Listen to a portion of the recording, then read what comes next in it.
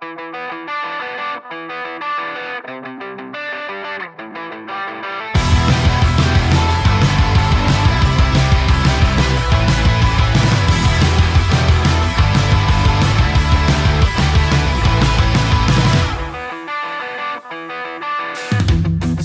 wrong, I feel it circling like vultures around my brain.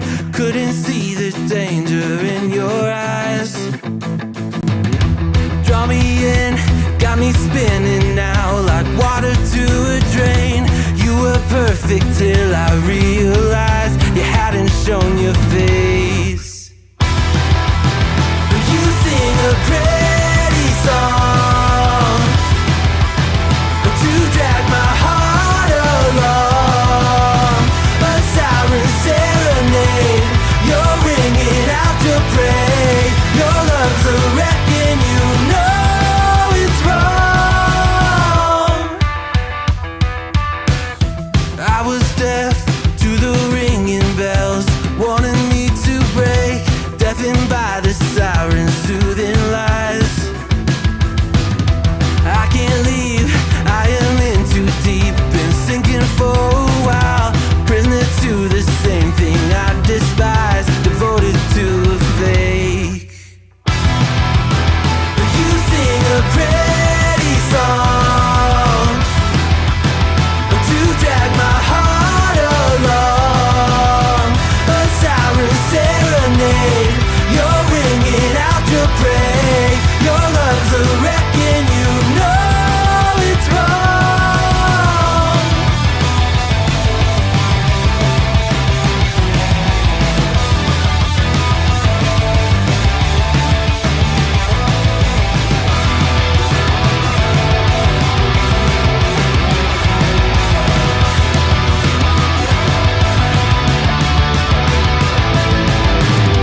It's over, same story.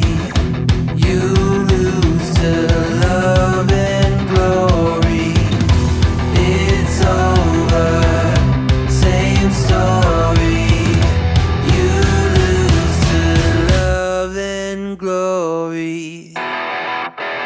You sing a pretty song to drag my heart along, a siren serenade.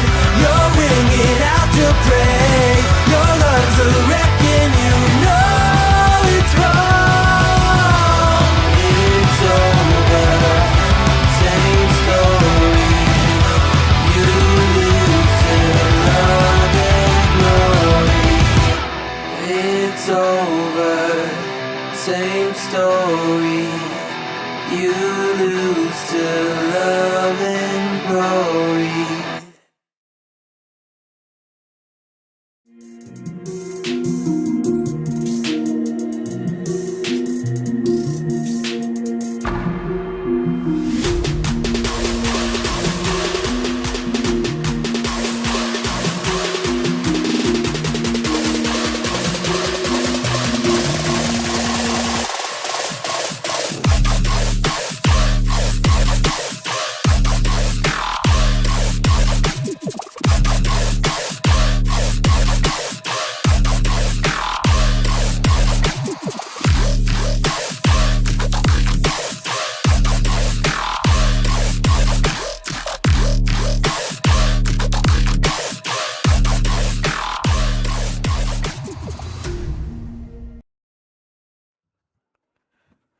Good evening, all. Welcome to the Midweek Mix-Up podcast with myself, the WandrinDutch, and this evening my co-host Mick.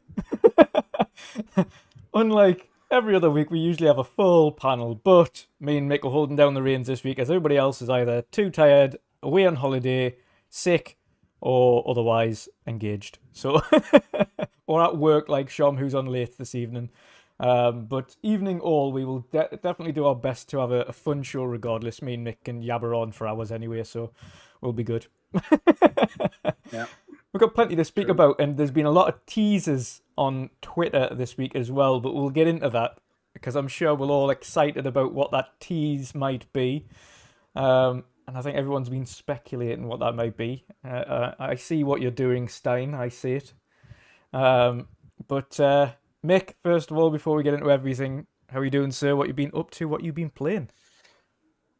I have been playing trying to solve the mystery on Sea of Thieves with Captain Logan. Me and him have been going pretty hard on this, trying and unsuccessfully, I might add, tried to solve this puzzle. And luckily, there are much more clever and intelligent people in the world out there that are able to decipher some of these things that are going on. Yeah. If you don't know, there's an event going on in Sea of Thieves that's been going on the last few weeks. They've taken about approximately 2 days or maybe 3 days to solve each one of the first 2. There are 4 in total, and last week's has taken up till this morning, so 6 days. It was a really hard one. And the next one, the last one, is out tomorrow. So we were starting to worry that we might end up with, we might not have enough time to get it done. It's convenient that this thing's finishing not too long before the showcase, isn't it? Quite convenient, that, isn't it? I wonder why.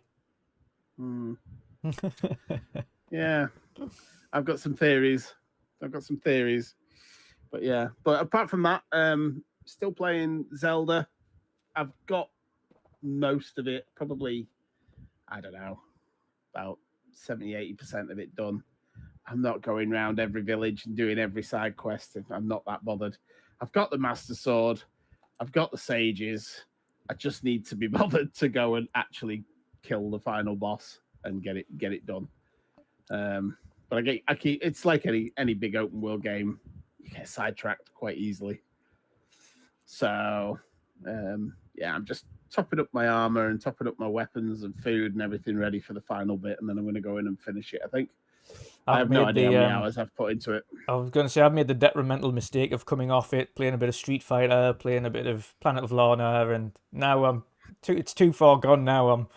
Now I've got Street Fighter coming out on the 2nd, and then I've got the early access for Diablo coming out on the same day. And this is the problem I had with Breath of the Wild. I got all 4 of the main bits that you needed to do first unlocked and done. Yeah. And then I just lost interest. I'd done so much at that point. I was like, I'll go back to it and I'll finish it off. And then I sold my Switch, and that was before they had cloud saves. Yeah. So when I came back to it, it was like, would you like to start a new game? No. Nope. No, too I late. would not. I would not like to start a new game. I think I'm done. So yeah, that's where I left Breath of the Wild. So with this one, I was kind of determined to just try and get it finished because I don't want to lose. I've got cloud saves now on the cloud. Yeah, I pay for the subscription. To be fair, it's like the cheapest subscription known to man. That it is, and you can even get. I noticed the other day the family pass on CD keys is only 30 quid as well. Yeah, for a year. So the whole family can get cloud saves. So. And then you'll get all the emulated systems, and you get all No. You don't get the emulated systems. The emulated systems is another bit, which is the expansion pass. So you only get the SNES and the NES, right. The free ones that come with anything. If you want the Nintendo 64, the Mega Drive, and the Game Boy Advance, yeah, they're all part of the expansion pass. So at which point I was like, I'm never going to play them that much. Yeah, I don't need that. I'll just stick with them. I'll just stick with the regular pass, and I'm the only one that's moved to a different system anyway. So I only need the only one that needed a cloud save anyway. So yeah, leave it at that. I think I'm good. Yeah, as cheap as it is, I don't need it. I've spent enough money on it as it is. Oh, too right. You have too right. Hundreds, in fact. I bought an 256 SD card for it as well. Don't know why. I didn't need it really. Oh dear me. Yeah, Fanto's with you. Fanto's on Tears of the Kingdom until Diablo. It's not long to wait. I was going to say, you better crack on then, mate. Oh yeah, yeah. You're right. So is that all that's been taking up your time then? Apart from Sea of Thieves and Tears of the Kingdom. played a bit. I've been playing that you recommended, that Raven Lock. Yes, beautiful I've game. been using that as to get my daily points. So I'll pop in, play 10 minutes, get an achievement, turn the Xbox back off, back on Zelda, just to get the points every day and keep it going. But yeah, it's quite a good little game. It does leave you a little bit sort of not knowing where you're going. Yeah. The there's guidance a could be a mission little bit better. there's a mission that I spent ages walking around, and when I looked up what it was and what I was supposed to be doing, the first thing somebody said was, "Yeah, you get that mission way too early. You don't need to do anything with that mission until right near the end of the game."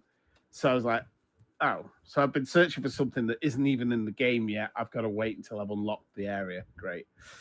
So yeah. Don't be afraid. If you do play that game, don't be afraid to just stick with whatever's. Yeah, a lot of the side first, quests literally tie up at the end. Yeah. But it's a good game though. I enjoy it. Yeah. And again, when you get round to it, Planet of Lana is just absolutely beautiful. Planet of Lana, me and Paddy played Yeah. from Keel Hall. We went to EGX and we played that there. So yeah, it was that was September last year. We played that. And I touched on it a little bit the other day, but I just wasn't in the mood for that kind of game. But it's good, it's as I remember it. So I will be going back to that one when I'm in the mood.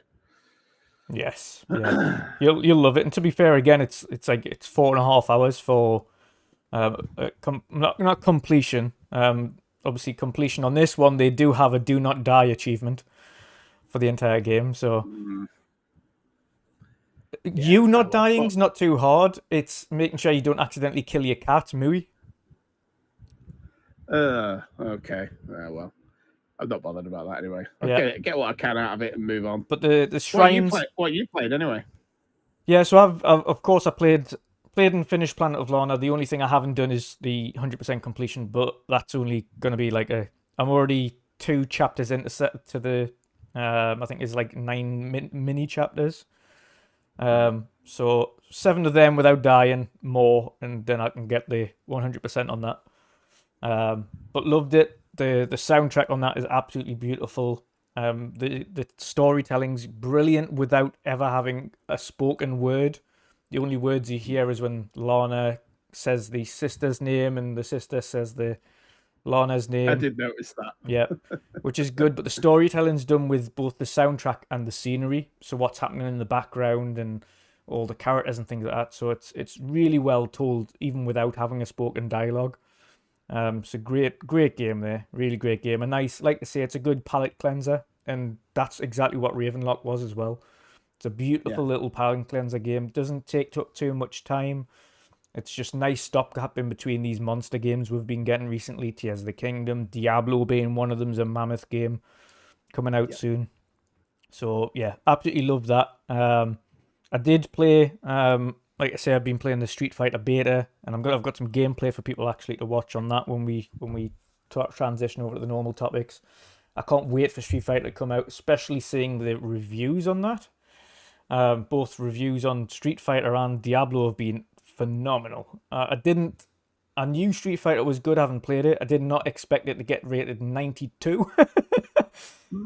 It's just insane. But a lot of people have said that's down to the fact that the lobbies, which I pinpointed as well, are just so well done. For a fight, like an online fighter, that is the way all fighters should do their lobbies. Because it's just like a giant arcade room where people can just go and select what lobby they want to jump into across like 80, 90, 100 European lobbies. They can see how full it is.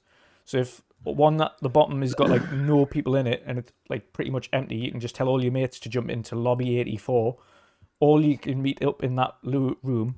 They've got tons of arcade cabinets. You sit down, your mate sits down at the opposite end, and you play against each other.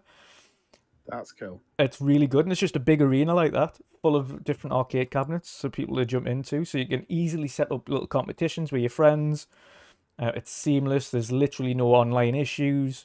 But then they've also got a 20-hour RPG story mode attached to it this time, which is like full like semi-open world RPG where you level up your character and you kind of get better all the way through.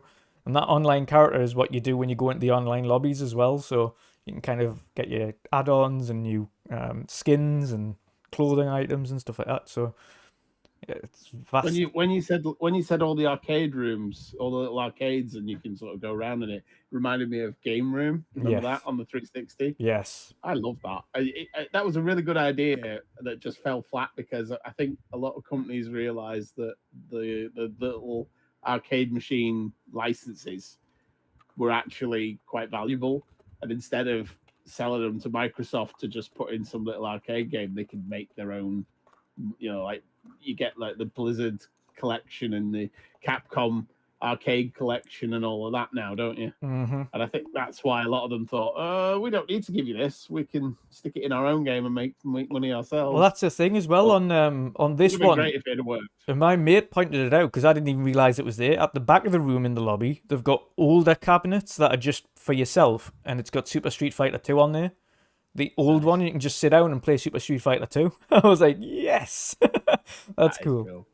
That is cool. So I wonder if they've got some of the older games like that just at the back of the room in the lobby where it's like not even just 2. They might have Super Street Fighter 1, they might have like 3, they might have a few of them just stacked up for you to play by yourself, as well as being able to play online on this one. So I'm looking forward to seeing the full game and seeing what else is there. But yeah, really, really impressed. And I'm super impressed that I got a 92 across the board for both newbies and I wouldn't even say experts, but seasoned fighters like myself. There's a lot there. And of course, they've got modern controls in there now as well, which means that you don't need to memorize loads of different buttons for combos and things like that. So if you like the way that Killer Instinct plays, then you'll like the modern controls on Street Fighter because it makes it a lot easier to get into a fighter. But if you're a seasoned fighter, then you just stick to classic and then you do all your combos as you usually do with your different directional buttons and things like that. So something for everybody. So mightily impressed by that, and I can't wait for it to release. Nice. But other than that, I haven't really had much of a chance to jump into too much else, to be honest.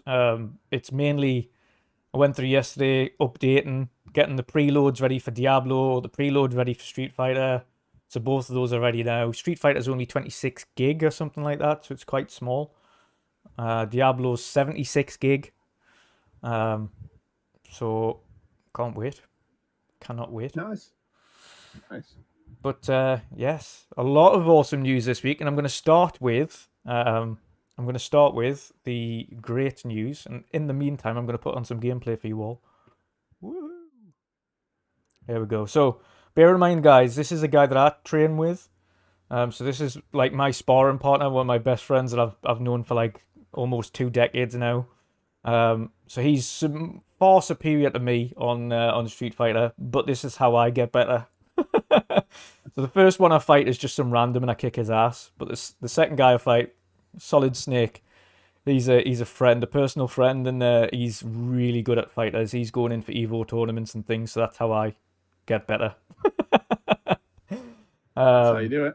Exactly. Don't It's the only way to do challenge it. It's the only way to do it. When I go like regular online lobbies, I usually win 9 times out of 10, no matter who I'm fighting. But against him, I've got no chance. Like, I might get the occasional victory, like 1 in 30. I'll get one, and he'll just batter us every other time. But it's the only way to get better. But yes, there has been some awesome teasers coming up for the upcoming Xbox showcase, Mick. We've all seen it. We've seen Stein putting that post up on the Xbox socials. And I feel sorry for him, to be honest, because I wouldn't like to be tidying that up at all. Sprinkled glitter all the way through his house and on his controller and his hands, all the way through onto his keyboard, on his sink, everything, all the way up to his TV. And in the background, you have the Fable 2 music going from one of the towns there. Now, obviously, he denies all knowledge of this. I don't know what's going on. I don't know what you're talking about. However, Mick, as everybody else is assuming, however, it could be something entirely different. But as everybody else is assuming, what do you think this could be alluding to? I mean, pretty self-explanatory with the Fable music, really, isn't it? I think we've hit a point now where it's got to be. We've got to see something. Yeah. You know what I mean? Even if it's just some sort of it's got to be gameplay. Let's get this out there right now. CGI trailers are only acceptable for announcements. Yeah. Teasers or announcements, whichever you want to call it. Everything after that, we need to either see CGI with gameplay or just gameplay. Yeah. It can't be just CGI. So I think, we've got to see some Fable this year. Got to. You know what I think would be? We've already heard Phil, and was it Phil? Was it Aaron? Phil, yeah, it was Phil Matt, on the Xcast, was it? Yeah. No, I was thinking of Matt Booty saying about he loved. Oh, he loved yeah, Fable and he wanted to show it. Yeah, that was Matt Booty. And they were like, "Oh no, we're not ready." Yeah. Fair play. I'm okay with that. You just let it cook as long as it needs. But it would be nice to see something, even if we get a big alpha footage label across the top. Yeah. I need to see something. I do need to see something now. You know what I think we'll probably see for this? And well, this is what I'd like to see. This is the way I'd like them to show off Fable. Personally, because of for me, it is a huge IP. For us, it's a huge IP. For newcomers, a lot of the people are too young to know what Fable is. Yeah. But having said that, I think the perfect way to introduce Fable, if they did, was to give it a little bit of an extended show. Yes, nice. That's a old school. Oh, you've got the crest as well. I remember when I did the Fable, you know how hard it was to find a decal with the huge Fable crest on.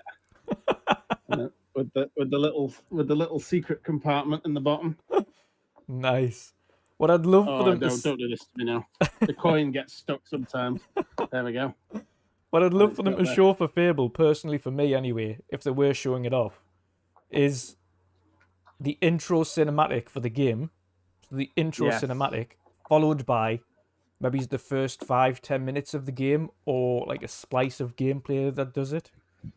I think that, personally for me, I'd like to see that kind of introduction to Fable, so you kind of see the wonder of the world and things like that. But you see like the intro cinematic, and then people just think, it's just CGI, they're just doing another CGI trailer again, but then it transitions into the opening gameplay section. You're thinking of the Forza style. Yeah. Oh, this can't be. This will just CGI, and then it just drives away. Yeah. And you're in the game. Yeah, okay, that I can see that. Yeah, like they're just doing like a full. Yeah, and it's a good way. You've seen God of War does it, like Spider-Man does it. It's a case of you can do it. You just use in-engine to do the cutscene, and then you just transition directly into the gameplay. It can do It depends if they're doing it that way, but they've did it with Forza. I would imagine they'll be able to do something similar with this, but I'd love to see the intro cinematic being the starter. And then people just think it's just the intro cinematics, and that's all they're going to show, and then it just transitions into like the first 5-10 minutes or so of the first level, so you can kind of get a glimpse of what Fable is, and then of course maybe he's even pushing the boat out, give like a release year. If it's coming 2024, that's a good enough kind of window for me, or even if they just say coming early 25, whatever it is. I don't need to know any more than that. I don't want you to have a solid date until you've got a solid date, but a year will be fine for me. I do hope they don't say early. I hate it when they say early. Yeah. Because my automatically in my head, I think, well, that's getting pushed back to the end of the year. Every time I hear early anything, I think it'll be the end of the year. It always gets that push. Yeah. I'd rather they just gave a year and not left it at that. On a side one though, Mick, what if? And this would, I don't know whether or not this would go down well with fans, or whether or not it wouldn't, but what if this teaser Fable isn't the Playground Games one, but it's a remastered or a remastered collection of Fable? I'm okay with that. I mean, I'd want it as well. I wouldn't want it just to be instead of. because I think if you're going to announce because we did hear rumors, didn't we? And there was that weird tweet a while back about Fable Legends, Fable Anniversary apparently is already registered, so we can't use that or something along those lines. Yeah. And then they quickly deleted it. Yeah. And it was like, whoa, what was that all about? And they were like, nothing. What are you on about? Yep. They didn't say anything. They're like, oh, you did. We have photographic evidence. Somebody screenshotted it. Trust me, we saw it. So I think it makes a lot of sense, I think, with Fable. Like you said a minute ago, not everyone knows what that is. There's a lot of people. I mean, Pat the other day, he only just started playing Fable 3. Yep. First time. And Pat's been gaming for like us for years. So, not everybody's touched it. So it makes a lot of sense to bring out a new Fable and put out a remaster of the old ones. Even though we had the Anniversary, which had 1 and 2 on it. Was it 1, 2, and 3, wasn't it? Yeah. But they can't just put that one out again. Was that one 360, that one? It was, wasn't it? Yeah, 2 and 3 were 360 and Fable... No, I meant the anniversary. Anniversary was collection. 360, yeah. It was just a... But yeah, we've had nothing through the Xbox One generation. The most we got was the One X enhancements, 4K 60 with HDR. So I think it would be acceptable to have a collection. Yeah. As long as it's got a new set of achievements. Yeah. Some of us still care about achievements. New set of achievements and a revamped, boost that frame rate, boost the textures and everything else, and give it a half decent remastering. Yeah. And put it out on Game Pass, obviously, because it's a game, so it's an Xbox game, so it would be on Game Pass. And you put that out maybe as the surprise drop, maybe as the shadow drop. I could see that because it's an old game and it's just a remaster. Yeah. You don't need to make a big thing about it because they could do that as the surprise drop and then follow on with the Fable reveal. Exactly. What I was going to say was you lead in with that. You show the old Fable and as it progresses through the different years, and then once it's bam, shadow drop, available tomorrow or whatever, and then the cutscene fades into a much shinier, much newer looking, much better resolution looking forest with all of the things going on and magic building up in places and a sword, like the trailer we saw, but maybe a bit more and then bam, it goes into the new Fable. Yeah. And then hopefully then a date 24. Yeah. I don't think we're going to get it this year. No. I'm being realistic. No. Yeah. As much as I'd like it, I don't think that's going to happen. Yeah. But you've got to remember as well, there's 3 full games, and they're not tremendously long Fable games. Mm-hmm. But what you don't want to do is put it out and then go, oh, it's out in 3 months' time, because most people aren't going to finish them. No. All 3 and catch up, are they? So it's an acceptable amount of time to say, oh, it's coming next year. You've got, 6 to 8 months, maybe a bit longer. Yeah. Before the next one's out. So plenty of time to catch up and see what's going on. I'm still not sure that this one's going to be a follow-up. I still think I think it's going to be an entirely new story. Yeah. Yeah, because one of Peter Molyneux's regrets with the game was that every time they moved the game on, it jumped 500 years. And it literally did. It was like 500 years difference between each of the games. So they cut out a lot of time. Yeah. And obviously the world's changed as well, and things weren't quite as magical as they were when they were back in the first game, because the magic was fading away. They went too far too fast. So I think a reboot, you could fix all that with a reboot and just work your way through that land, that world in that time zone. Yeah, at a slower pace. So and that's what my hope is anyway. What we know is as well, and Playground Games have said this before, but they are absolutely love working on Fable because it gives them a chance to prove, as they've said previously, that they're not just a racing company. Playground Games want to be a game studio that make really quality games regardless of what genre it is. So we know they're going to do it justice. I've got full confidence in Playground Games to put out a stunning game. But I'm also confident in the people that they've hired in order to make sure that they get the character animations right, the combat and everything right in the game, and everything in between. The storytelling's, it's obvious from even the cinematic trailer that we've seen already that they've got the theme and the tone of Fable down correctly. Like, it was just silly, and then you seen the fairy flying around and the quirky storytelling, and then the frog eats the fairy, and you're like, that's Fable. That's that is totally Fable, absolutely. And there was a little comment in the chat there before as well from Studos, and he said, I hope we can get to kick chickens in Fable. It wouldn't be Fable if you can't. It wouldn't be, no. And I'm actually surprised. I mean, that might even be the following from the old ones into the new one. The first thing you see is a chicken, and then just this boot. Yeah. And you know exactly where you are straight away. As soon as that chicken's airborne, you know, yep, we're into Fable. So, yeah, I could see that. Also, somebody, I think it was Doom Reaper, said Shadow Drop Wolf 3.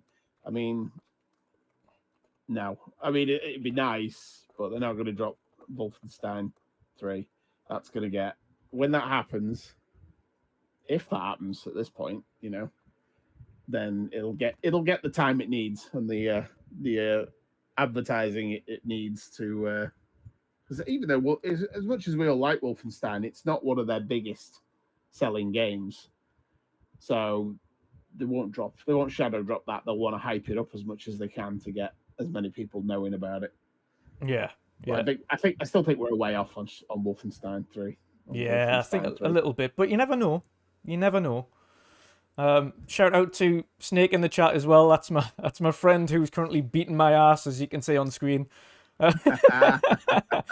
We've already set up. We're going to be playing tomorrow night as well, so it's going to be fun. But yeah, thanks for stopping in, buddy. Enjoy watching you kick my ass on here for a bit. But yeah, it's I'm really looking forward to Fable. I completely agree as well on that front. I think we will see something from Bethesda. They have said in kind of the little blog posts and things like that it's from Xbox and Bethesda Studios. They've just called it the Xbox Game Showcase this time around. And then Bethesda are going to obviously do the Starfield Showcase just after it. So can't wait. It's going to be fantastic. Can't wait. I know. And everybody in chat as well. What I've said to our guys, and I've said it on Twitter, don't lower your expectations this time. If anybody's telling you to, don't do it. You fully deserve to have high expectations for after what Xbox has kind of delivered over the last couple of years. So raise those expectations, hold them to account, and hold them to the expectations that you have. Of course, there's going to be people that expect every first-party game that's ever been mentioned by Xbox to get shown, which is a bit excessive. It's not going to be like that. But what you should expect, minimum, I would say on my front, is Hellblade with a release date and gameplay. Potentially Fable. I would expect it, especially now when they've been teasing something like that. Avowed gameplay. Not sure on release date, but potentially a release window. Definitely Forza Motorsport release date and gameplay, of course. And then an awesome blowout for Starfield. Those are my minimums. That's the minimum baseline I'm holding them to. I think anything above and beyond that, and for everybody watching who's ever watched an Xbox showcase, unlike the Sony showcase, Xbox have never had a show where they've shown less than 10 first-party games. So it's unlikely at this point you're going to see any less than 10, but it's usually between 10 and 15 first-party games shown at an Xbox game showcase. So likelihood is you're going to see more of some of those games that have been mentioned before and have been shown before, but you're also going to see some surprises, which is the good news. And next week we're going to have the full panel bar Boxy, but I'm going to get his predictions as well. I'm going to send him a tweet, a message asking for for his answers to these questions. But we're going to have a full final prediction show for Xbox next week. So obviously everybody tune in for that. That's our final predictions. So looking forward to that. But speaking of big games that are coming out though, aside from obviously looking forward to seeing Fable, and speaking on Street Fighter before, we've had 2 awesome back-to-back, and it was same day essentially the reviews came out, but both Street Fighter and Diablo 4's reviews come out the other day. Both of them absolutely smashed it through the roof. Open critic for Diablo's sitting at 90 out of 100, with the critic recommendation at 98%. So fantastic, really, really doing well there.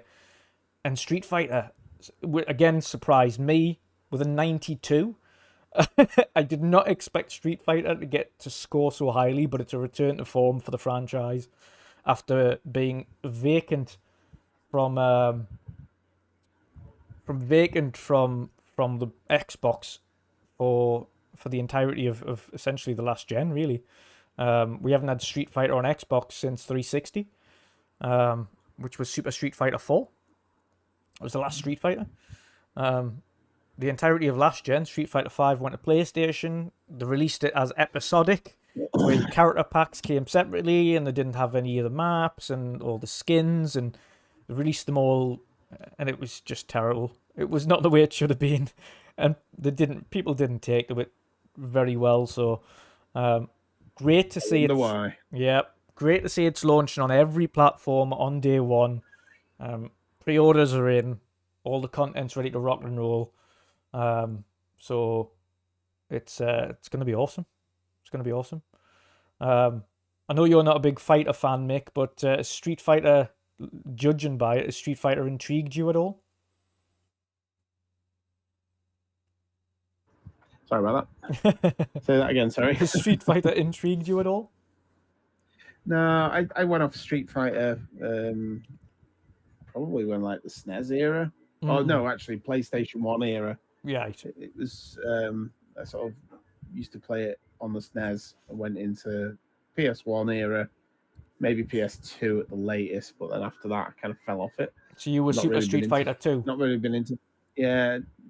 Street Fighter 2 was on the SNES. I think the last one was one of the alpha ones. Yeah. On PS2, something like that was probably one of the last ones I actually maybe even bought. They're not really, fighting games have sort of fallen off for me, unfortunately. So it's not really a genre that I stick with. I quite like watching. I did watch the Mortal Kombat trailer the other day. Yes, that was pretty impressive. Yep. But yeah, it's not something that I'd be picking up. I'd play it if it was in Game Pass. Yeah, have a bash on it. But yeah, it won't be one I'll be buying, unfortunately. I've already got another one I've got actually. I've got Mortal Kombat 1 also pre-ordered. That's I think an August release. Although I think I'll have to check the date again. We might be away at Gamescom when that releases. I don't know, but it could be the case. Yes. Yeah, it's and Daz in the chat as well. He says Street Fighter 2 Turbo on the SNES will always be the best. They were the hard days as well, mind. They were you had to know how to play Street Fighter to play. Yeah, and I don't think I obviously there was no online back then, so I never played against anybody. But I did used to play it on like the harder difficulties to play, so I was pretty good on it at the time. Yeah, but I fell off it. Yeah. I think it's probably because I broke enough controllers in frustration that I thought I'm gonna have to stop playing these because it's costing me too much. Yeah, yeah, absolutely. I can understand that. And to be fair, because of the amount of buttons you're pressing and how often you're pressing them and how much you're moving the sticks and things on modern controllers especially, I can see a lot of people breaking, not even intentionally, but unintentionally going through some controllers playing these fighting games again. And these modern controllers are just not up to scratch compared to what they used to be. Even the 360 controller, you'd wear the thumbsticks out before, and I mean the rubber on them, before that thing broke. I mean, I bought a Switch Pro controller from Amazon when Tears of the Kingdom came out. It came and it had stick drift Yeah. from out of the box. I was like, it's like a second-hand controller, and it wasn't. It was brand new. So I ended up buying one of the adapters, Yeah. and now I'm just using my. Actually, that's not the one I'm using, but I'm using the Xbox controller on the Switch. Yeah, I forgot about that. You got an It's adapter great. for It's it. the best. Yeah, it's the best thing I've ever bought. Just now, I've got a whole bunch of controllers that I can use to choose from, and they're much more robust, much more comfortable. Yeah, so Happy days. cost me, I think it was like 12 quid or something like that for the 8-bit do Yes. adapter, the version 2. Yeah. It's got zero lag, the version 2, because it's a faster Bluetooth connection. Because the first one apparently suffered a bit with lag. Yeah. But no, it works perfectly. The only thing you can't do is wake the console up with the button. Yeah. So you have to get up and just Press the tap the button on the yeah. console, and then once it's on, it connects. But before that, it won't do anything. So that's the only problem. Even the capture button works as a capture button. So on the Switch. Oh well. So perfect. So yeah. And another I'm one right that because mine's only wall mounted there, so I only have to lean across and press the button anyway. So Yeah. It'd be a bit more, if you had it behind the telly or you had it tucked away, it might be a bit more of a faff. But if you have it nearby and you don't mind getting up to turn the power button on and you want to use your Xbox controller, I'd highly recommend them. Yeah, 100%. 100%. Snake in the chat as well said, don't forget Street Fighter 2 HD Remix. That was on the 360. That was also a banging game. Agreed. But again, me and Snake have played all of these, and I've had a battering on all of them since 360. So, one game I've never been great at though was Mortal Kombat. Like I'm good at Killer Instinct. I'm good at Street Fighter, but Mortal Kombat I've never really got into it too much. So, but I'm determined to give Jen a good fight because he's a big Mortal Kombat fan. So I'm gonna learn. Yes. I'm gonna learn Mortal Kombat specifically to beat him up. Shout out to Jen as well because he's not feeling well tonight. So I hope you're feeling better soon, bro. Yeah, get well soon, man. But yes, another great game though coming out, and again early access. So Snake, who's my game share buddy, same for you. Another one that's coming out the same night as Street Fighter is Diablo 4 early access. That is another one that's I'm gonna lose countless hours in, and both of these games are gonna serve me well. Gonna serve me really well until Starfield comes out. Oh yeah. Especially Diablo, Yeah. dear God, it's gonna be days in that game. I'm not losing myself in Diablo. I've decided to not bother with it. I'm not a huge fan of Diablo. I played 3,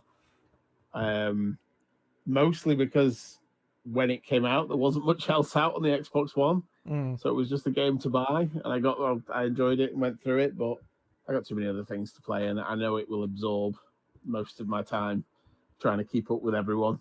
So yeah, I've given it a pass. Can I also just say that Abdul114 said he bought a 8-bit do adapter, but it doesn't work with my Xbox controller firmware. If you've got a problem with that, just message me, either on Twitter or on the Xbox. Just let me know. But I've got a feeling if you plug it into the PC, there are updates that fix those problems. So, because I think I heard somebody say it depends which version you've got. But I think both versions have now been firmware updated so they work with the older controllers as well. Nice. So nice. Awesome stuff. So yeah, obviously he's same name. You can see his little name there, Xbox Mick29 on Twitter. So yeah, message him Abdul, and he'll guide you through that and show you how to update it so it'll work. He said, turned up, I got the On-Gauge one, which was 1.0, while Amazon sold it to me as a 2.0. Okay. Yeah. Okay, so he has got the version 1, which I did say is the one that has a little bit of lag because it's got like Bluetooth 4 or 3 or something, and the Yeah. new one's 5. But I did see somewhere that apparently the version 1 has had a firmware update, Yeah. so it should now work. So try plugging it back into your PC, downloading the firmware program if you haven't already, and try and update it again. Nice. Shout out to Paul in the chat there, playing on modern controls on Street Fighter. Not when you're playing against me, boyo. You're playing on classic, and that's that. But he says WandrinDutch and Esky Boy getting smashed in Street Fighter 6. Yeah, I'd like to see you try. Friday night, I'm gonna be hosting a lobby. We'll get a few people in. I'm gonna smash them. Is that your character there on It screen is, yeah, now with with a the giant massive beard? That just looks like somebody. That just looks like somebody's hair. Some woman's hair has just been taken off and just put on your chin. That's what I look like when I've shaved my head. And I don't have me plaiting. Oh. Oh, you've gone full ZZ Top with that one, haven't you? Jeez. Absolutely. I'm glad it's the first game I've ever played where they actually allow you to put a giant beard on. I'm like, look at this. Can't wait. But yeah, it's gonna be awesome. I'm super looking forward to Diablo. I had an absolutely amazing time in Diablo's beta and alpha, and then the testing periods. I didn't play the last one because I already played enough of it to know that I love it. I didn't need to play it again, so I spent my time playing Jedi and things like that instead. And shout out again to Snake on there. He says, for anybody who has the Street Fighter 6 pre-ordered or installed ready for tomorrow night, there is a 20-odd GB update. Yep, so there's an update now, pre-install. Get that updated and ready to rock and roll so we can have a good old fight tomorrow and on Friday, and we'll have some fun, 100%. Yes. But yes, we'll make sure we'll create a big lobby and get some people in, have some fights with people. It'll be good times. But yeah, Diablo is going to take up so much time. I'm looking forward to it. Most definitely. Balintone says, so when can we join the clan in Diablo 4? Let's go Wandering Burgers. Yeah, Wandering Burgers clan. Yeah, we're going to I'm going to set that up, so obviously it'll be when Diablo launches. I'll have the clan set up again. We did have a clan, but of course it wiped it from the beta to the full release. So I'll be setting up the clan on launch night, and I'll set those out so people can join it. And I'll tell you what the name is. It'll be an open clan, so I'll tell you the name and everybody can join. Yes, it's crossplay as well. Yeah, both Street Fighter and Diablo is crossplay, all platforms. You can tell, of course, if you have a look at the footage for Street Fighter on here, it has an Xbox symbol beside myself and Snake's name. If you're playing somebody on a different platform and has a kind of 2 arrows pointing in different directions, it doesn't tell you what platform they're on, but it's either PC or PlayStation. So, yes, crossplay is there at launch for both of them. So happy days. What's also been a little bit of a surprising drop out the blue, which I didn't expect, especially since one of the games wasn't on PC. Ratchet and Clank Rift Apart comes to Steam this month. Dear me, that's close, isn't it? Yeah. I thought you needed the power of the SSD to play that. Well, you see, it's funny this, Mick, because it doesn't have SSD as a recommended or minimum requirement for the game on PC. It's almost like they were lied to. Yeah, it's almost like the power of the SSD is not required to play Rift Apart. I mean, let's face it, most people with PCs these days have got SSDs anyway. Yeah. But, you know, especially if you're planning on playing games on the thing, you tend to. But, like you said, doesn't require it. Yep. And let's face it, all it's going to do is add a few seconds here and there on the load times. Yeah, that's it. That's all it's going to do. It's just going to increase the load times. However, what I did say was, up until this point, outside of Spider-Man, the only game that I missed out on this gen on the PlayStation 5, because I've got everything on the PlayStation 4, God of War, The Last of Us, every game that's released, has been on the PlayStation 4 and the PlayStation 5, including Horizon Forbidden West, excluding the DLC. But I'm not too bothered. It's like 4 hours. Outside of the DLC, everything apart from that has been on PlayStation 4. So I haven't needed or required to get PlayStation 5 as yet, outside of Spidey 2. You won't have to now. And I still don't have to, because Ratchet Rift Apart's coming to PC. Yeah. So that's excluded that reason, and now we've only got Spidey. And Spidey doesn't come out till the end of the year. So I'm still no rush to buy one. I can wait till after Gamescom now. So, PlayStation. You're not doing a great job. I'm gonna put my hand up right now, and I watched. Well, I was in the chat. Yep. While you guys were watching it. Yep. Last week, and you may have noticed that I went quiet towards the end. Yep. That's because I fell asleep. Yeah. I didn't. Yeah, I don't blame you. I don't blame you. That was a terrible showcase. It was terrible. Yeah. And then I woke up to see the Spider-Man stuff. Well, actually, Mick, that's a good point, actually, because obviously we haven't had a show since last week. You haven't had a chance to speak on it yourself. Yeah. What were your overriding thoughts on the showcase? I know you fell asleep at the end, and I don't blame you because nothing happened. But your overriding thoughts on last week's showcase? I think Xbox put on a good show. I mean, PlayStation. It was a nice third-party show. Yeah. Because everything that was on there was third-party. Yeah. So, with the exception of Spider-Man. And what was the first? There was one at the beginning. What was the one at the beginning? It was something that was coming to PC and PlayStation and Xbox. No, PlayStation and PC. Yeah, it was all of the first party stuff was PlayStation and PC day one. Yeah, yeah. So as a PC gamer as well, I was like, well, that's good. That's handy. That was Jade Raymond's new game. The hell, I keep forgetting the name of it. It wasn't an easy name to remember. I know. It was a heist game, though, a heist shooter game. Someone in chat might remember it, but it wasn't memorable. Yeah. No. Well, that was the first thing that came up, and I was a bit like, yeah, okay, it's coming to both. The only thing that stood out for me was Assassin's Creed, which is obviously coming to Xbox. I'm a big Assassin's Creed fan, and I'm actually more excited for this one than any of the previous ones, apart from maybe Odyssey. Yeah, I really enjoyed Odyssey, even though that's one of the bigger ones. I did 1,000 point it and did enjoy it. Yeah, but it was. I know you enjoyed Valhalla. I did. Yeah, and I enjoyed Valhalla, but it was just too big, and I never went back to finish it all. Yeah, finish the story. Yeah. But I didn't.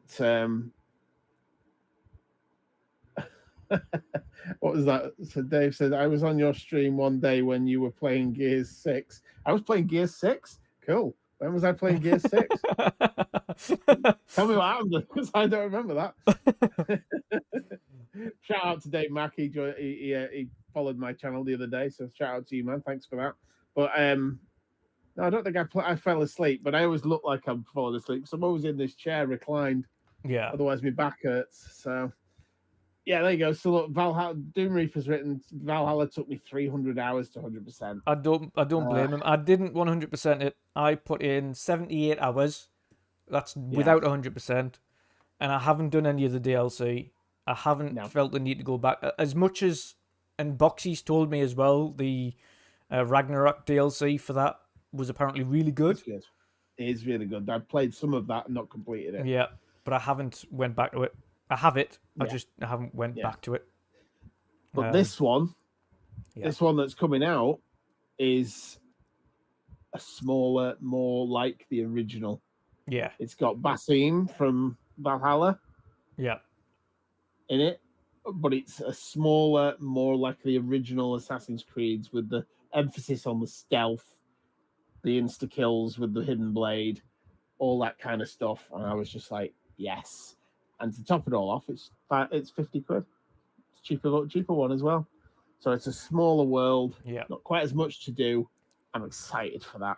Yeah. Because it's going to be big enough to play it and enjoy it and probably go through and find everything without feeling like it's overstayed its welcome. Yeah. So, yeah, See, looking forward to that. I've got that was that the one. only real game I was looking forward to out of that showcase. Yeah, I've got that one pre-ordered as well. Not more for myself because I'm not an original trilogy fan. I prefer the new look RPG ones.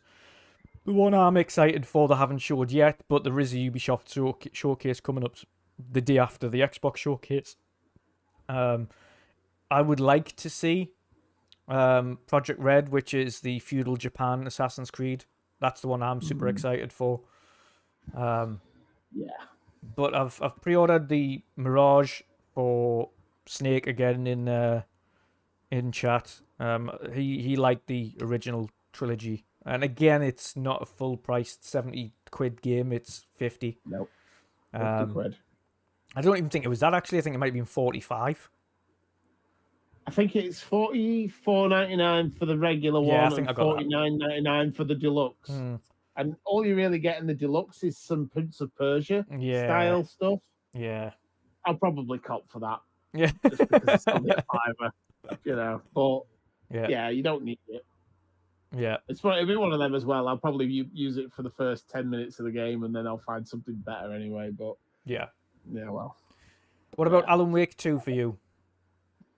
Oh, I'm really disappointed with Alan Wake because it's gone horror, and I like.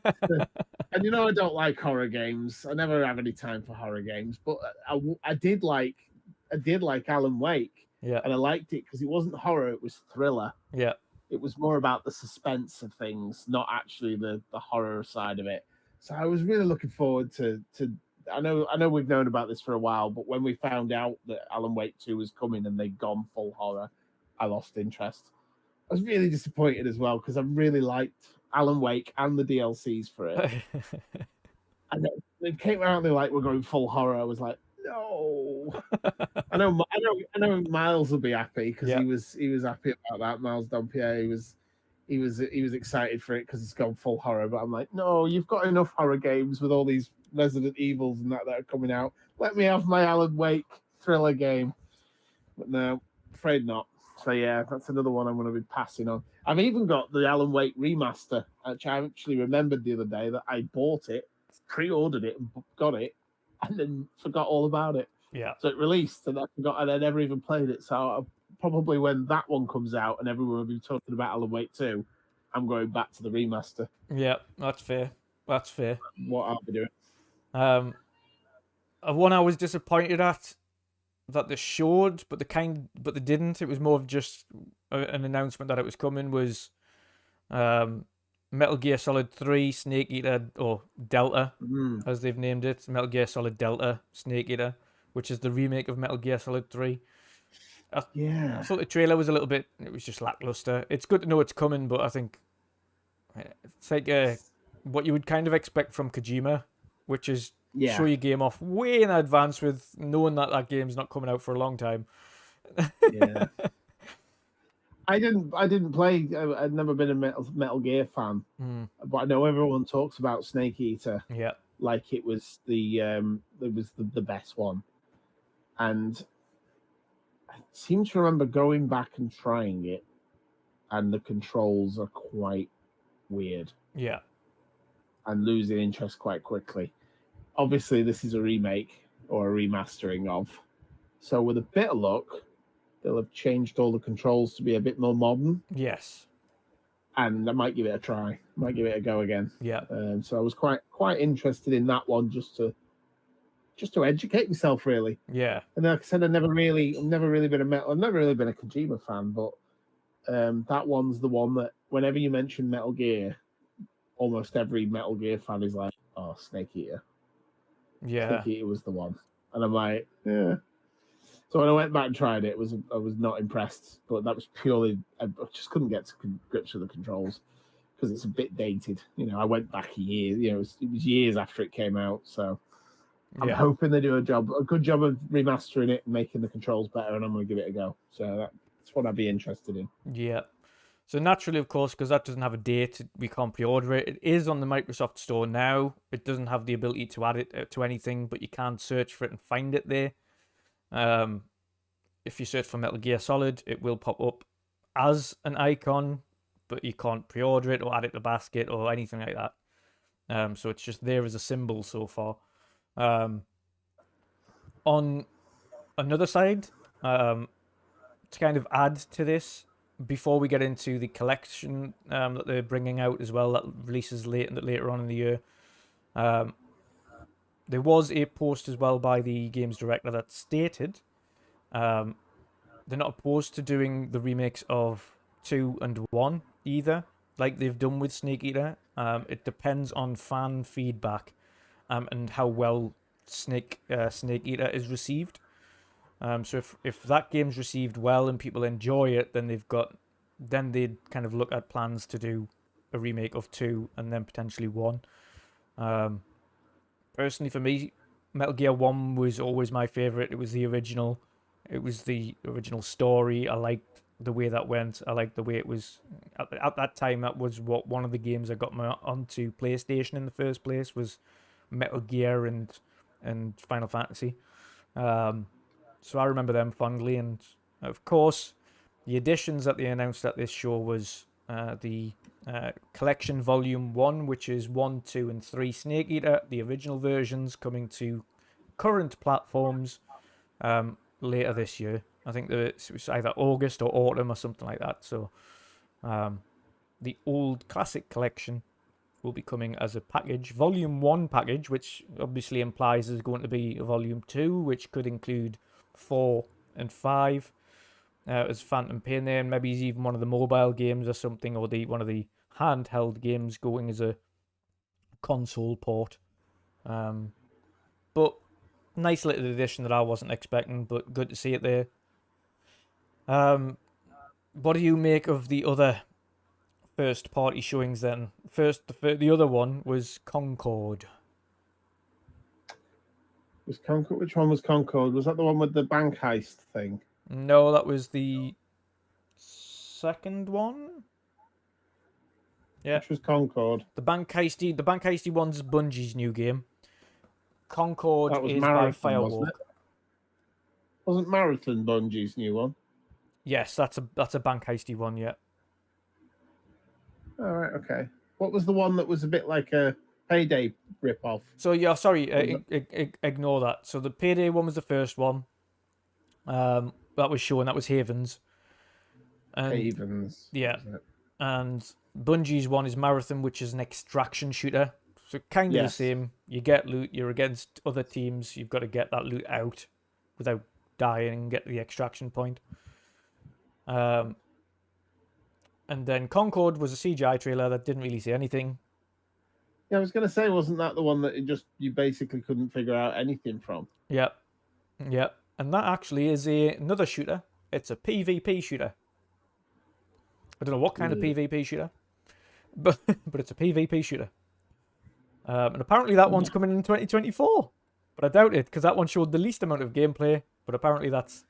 Yeah. Yeah. It's a bit weird, isn't it? Mm-hmm. Yeah. Coming out next year, but we've got absolutely nothing to show you. Yeah. Suspicious. Now, I have no interest. Even if, I have less interest now. You've said it's a PvP shooter. The bank heisty one. Yep. If you want to go on to that, that looked sort of interesting. It was a bit like it reminded me of something. I think you said it was before. A bit like Payday. Yeah, it was a bit like a sort of Overwatch meets Payday, wasn't it? Sort of the CGI, the sort of trailer in it. Yeah. Sort of that over the top sort of thing. That was interesting. It's not for me. Yeah. What was the other one? Oh, Marathon. Marathon sounds interesting, only because it's Bungie. Yeah. Obviously, they make good games, or they make Destiny, which is fairly good. If you like Destiny, I'd probably give that a look. But these are all, like I said, these are all third party. These are all coming to Xbox as well. So give them a go. They're cheap enough for free. I was actually quite. I know. Listen, I know PlayStation's purchased Bungie, and I know they've got this agreement between each other that they're going to remain independent. However, I'm still surprised that Sony haven't commissioned them, at least commissioned them to make a Sony-only game. If Bungie are truly 100% staying completely independent and always releasing on every platform, then I have absolutely no idea why PlayStation bothered buying them in the first place. Well, I mean, what I've you can get their expertise. You can get their expertise without buying the company. You can commission them to work with you. You can pay them money to come and work with you on a project. You can do all of that, and it would save you the $3 billion that you spent on the studio. Yeah, there's got to be something else. I know that they've assisted with other service games that Sony are making. Assisted in shutting them down, you mean? I was going to say, and the rumor is that they came in and shut down factions. Yeah. So yeah, that was an interesting little development we found out about. Yeah, I'm not sure how accurate it is. That's just it's accurate. It was accurate enough for the factions team to put out a message, Naughty Dog, to say it has been put on the back burner. We are still working on it, but we've downsized and it's been reevaluated. So it's obviously truth to it. That sounds to me, when they said downsized but we're still working on it, that sounds to me like the first of the excuses. That is, when they put it out and it's pretty poor, it's fairly short-lived, they can say, yeah, we switched development, we're going to put it out just to keep the fans happy, but we've moved on to bigger and better things. And they'll probably put another trailer out for something they're working on, something big, the next big game, to draw attention away from the fact that they've totally ditched that. Yeah, they already did that in their statement. They said, we are already working on our next AAA single-player game. Right, yeah. So when that comes and the factions is getting closer and they're either putting it out or very close to putting it out and everyone's not particularly happy about it because it's probably suffered quite badly, and it's now their excuse will be, well, we've only had a small team working on it. Yeah. They'll put the next trailer out to keep the hype up, keep the attention looking, on the big game, and then they'll just push that out. I think I've had feelings about that factions for quite some time that it's not going well. It was supposed to come out with the game, wasn't it, as part of it, and then when it got separated off, I think that was partly to speed up getting the game out. Yeah. So that they could, get it out and make some money. Yeah. Yeah, I don't think it's going to fare well in the future, that game, unfortunately, for fans. Which is a shame. There were a lot of fans of that game mode. Maybe they should have just left it as it was. Just put it in the game as it was. I'm not worried about it, but hindsight. Indeed. Sure. I was just as well. Snake had sent me pictures of some of the wild creations as well that you see on screen there of people's characters in Street Fighter, because you can make them abnormal shapes. So I can see that. Yeah. There was one there that looked like a tall Dobby. Funny. Oh dear me. But yeah, it's it is. It's Bungie's have obviously been there, and people are saying what right have Bungie got to evaluate? Well, this is where Sony comes in and says we need their expertise at what will work as a games as a service game, because they've got that. They've got a long-standing working games as a service game. They know how to make it work. Granted, people that have played Destiny for a long time have their gripes with the way it's ran and certain things. I was going to say that. Yeah, I was going to say the amount of people I hear moaning yeah, about complaining Destiny. about it all the time. It's like, do you really want Destiny? Telling the team from Destiny telling you what's a good service game when they only make Destiny. And speaking of which, most of the fans don't like Destiny half the time because they keep cocking things up. So, but you know what it is though. Destiny's got to the point though where it's just as rabid as the Halo fan base. They just complain. I think the rabid Halo fans went with Destiny. To be honest, most of them. But speaking of Destiny though, of course, even at this showcase, they announced their next expansion, which of course is coming to everything, and it's I think the final expansion for Destiny 2, which brings back Cade, which is the guy that they killed off years ago. The guy with the mechanical mask and the revolver. You might remember her as one of the main characters, and they killed him off in one of the seasons. Vaguely. And he's come back. He's come back for the next one, so that's going to be interesting. The next expansion there, and of course that's just on the eve, or at least the eve coming months of its next expansion release. So that was an interesting. Where did he go? Where did he go? Did he go to the Sea of Thieves? I think so. Yeah, he went. There was an alternate universe he went to. He didn't actually die. This is from what I gathered in the trailer. He's been in some alternate universe, and that's where this is set. So they're going all multiversey on this one. Bit strange. I also heard that they've said it's like the last update, but there's some wording that kind of might suggest that it's not the last update. Not like they're going to put Destiny 3 out after this.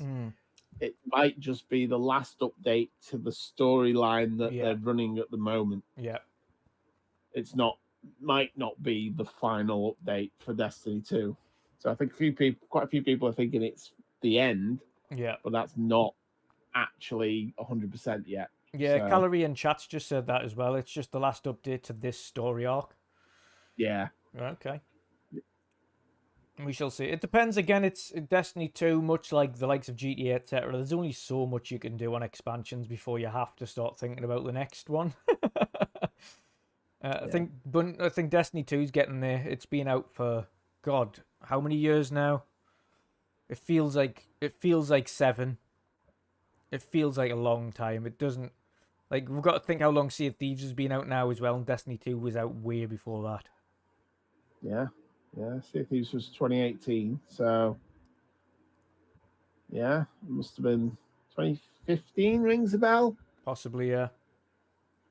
So it's a good 7, maybe slightly later than that. I can't remember. And they've done a lot. I mean, they've done a lot to it, but they've also removed a lot of old story content permanently from the game that a lot of people, and including myself, disagree with substantially. I don't understand how you can sell someone story content and then just remove it entirely from existence. I think that was a shady business, and I think that set a really bad precedent for the industry. One that shouldn't exist. If you buy story content, whether or not that's there or not, I don't care how big your servers are.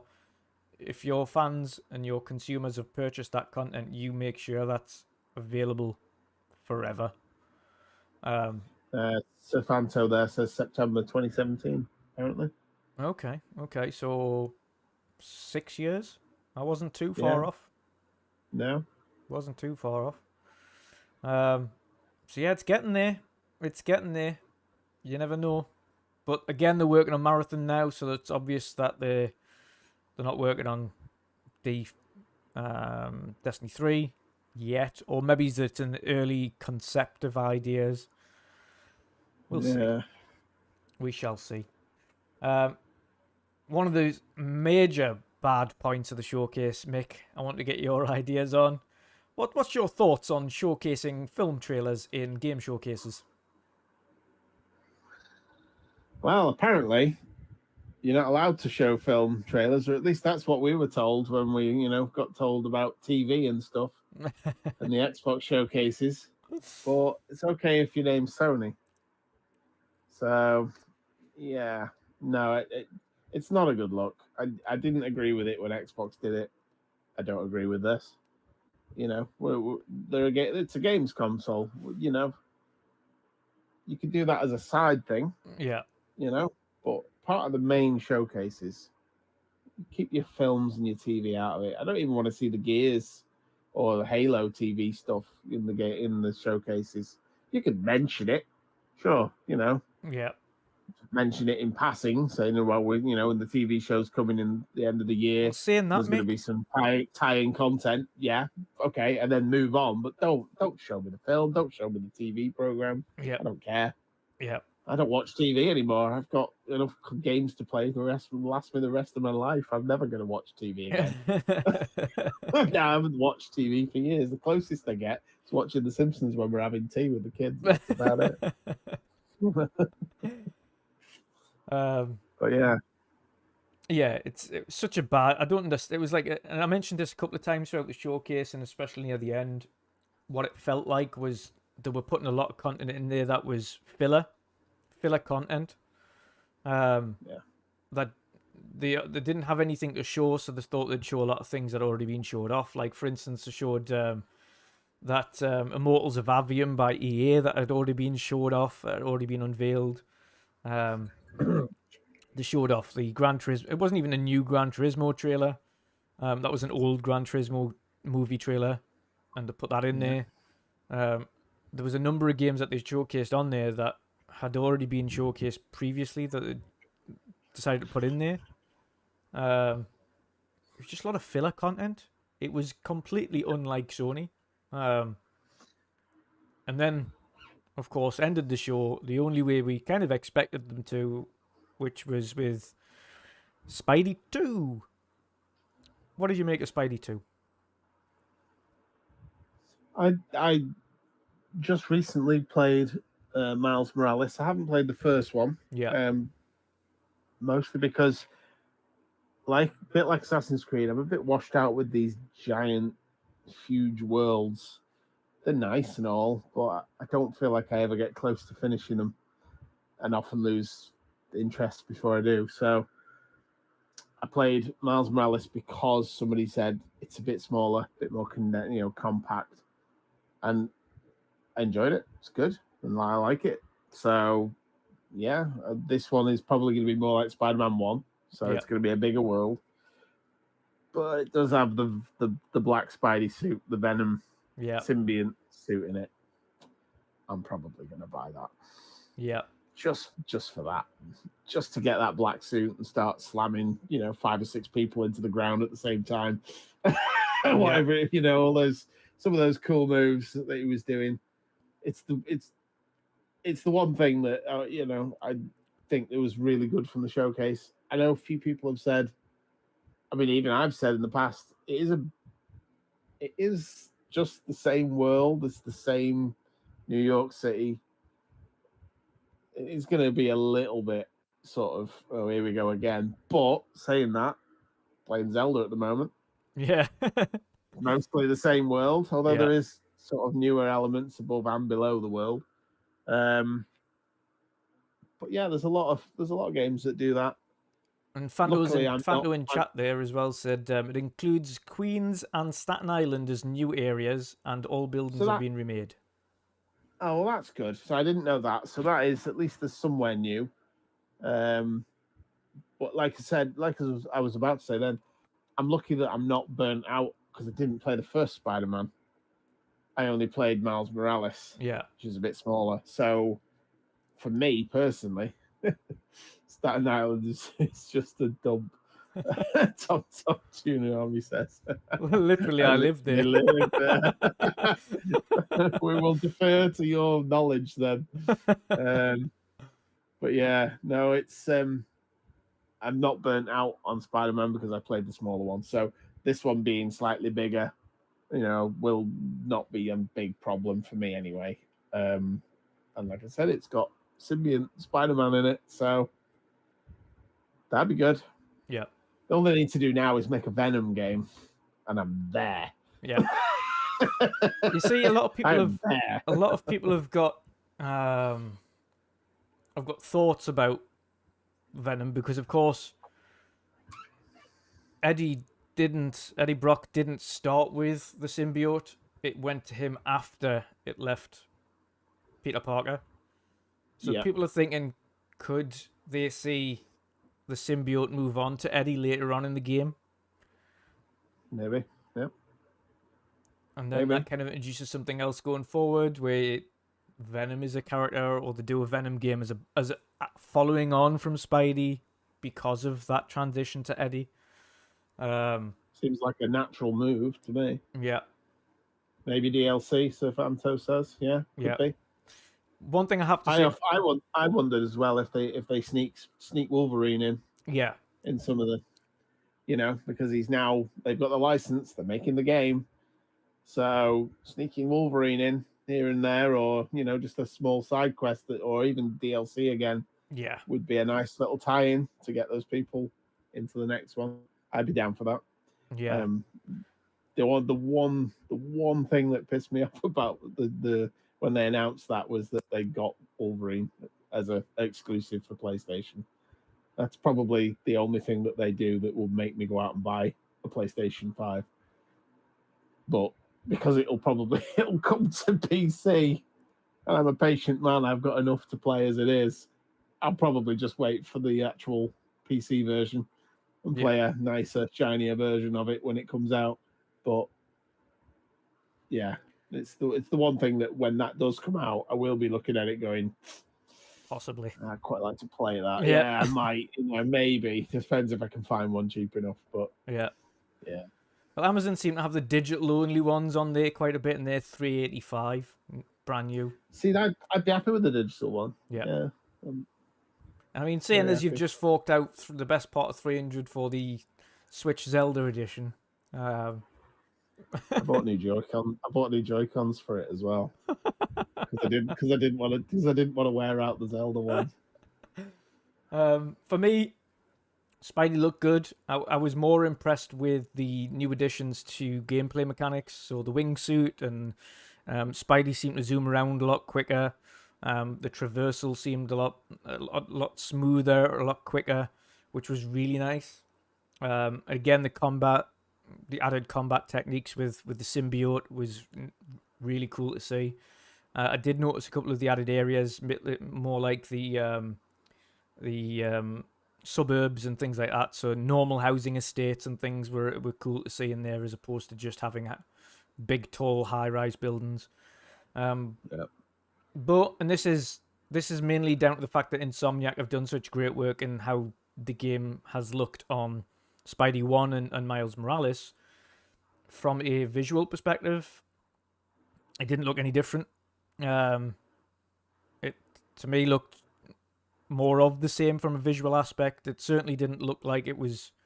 And again, Jim's wording before he showed it off was taking full advantage of the PlayStation 5. Jim, we know that's bullshit. It's not taking full advantage of the PlayStation 5. This is going to be another game that comes out on PC, doesn't require an SSD, can be done on a 2060 or below. Yes, it'll look fantastic on PlayStation, and it will look fantastic, full stop, but it's certainly not the leap. However, that's only because Insomniac have been wizards anyway. They've created a really beautiful game previously. It's going to be really hard to make that leap from something that already looked really great to something that's really going to stand out above it. And it would be the same for, again, when you see Forza Horizon 4 versus Forza Horizon 5. Yes, the graphics are absolutely astounding and the level of detail is great, but as a side-by-side on first glance, you don't notice that difference too different. The games still look great. Forza Motorsport 7 still looks fantastic to this day. Without doing a side-by-side with Forza Motorsport, the new one, you probably just think, yeah, it's more of the same. But that's because these companies are wizards at what they do. Insomniac's the same. They're a wizard at what they do, so getting that next step, the big graphical leap, wasn't here this time round. Doesn't say it doesn't look fantastic, because it does, and it will look great when you play it. But in terms of the level of detail and the fidelity, etc., there wasn't that leap that I was kind of hoping for. But gameplay-wise, there's enough new content, there's enough new traversal abilities. for me to be interested in playing this game anyway. Saying that, my key wants for Spidey 2. Get rid of some of them bullshit side quest and raj stuff that like chasing fog particles and seeing how toxic the air is around the city and chasing birds and no, just get rid of that stuff. If you're gonna do meaningful even side Miles quests, Morales had some of those silly sort of like Yeah. there was always like a crime going on, yeah, around the corner that was something that was like, oh, the app has pinged me that somebody needs help, and it's like a store being robbed. yeah, And after about 10 of them, you're like, whatever. so Yeah, fix it yourself. the police can sort that out. Yeah. Yeah. But yeah, they need to be a little bit more inventive in the side quests, I think. And we've seen, and it's not to say it can't be done, because CD Projekt Red have proved on both Witcher 3 and Cyberpunk that you can make meaningful side quest content that feels like it's main story content. You can do it, and you can do it really well. Spidey can do this as well. Miles Morales, of course, was a jump, although it's a much shorter experience. I hope they make use of the fact that they've got 2 characters in this one with Miles and Peter Parker, and they give some awesome side quests that relate to both of those side missions for them both. Giving a little bit of backstory, maybe even a backstory as to how Peter Parker got the symbiote in him in the first place, because of course we just see him at the start of this trailer already with the symbiote in him. We don't know how he come to acquire the symbiote at that point.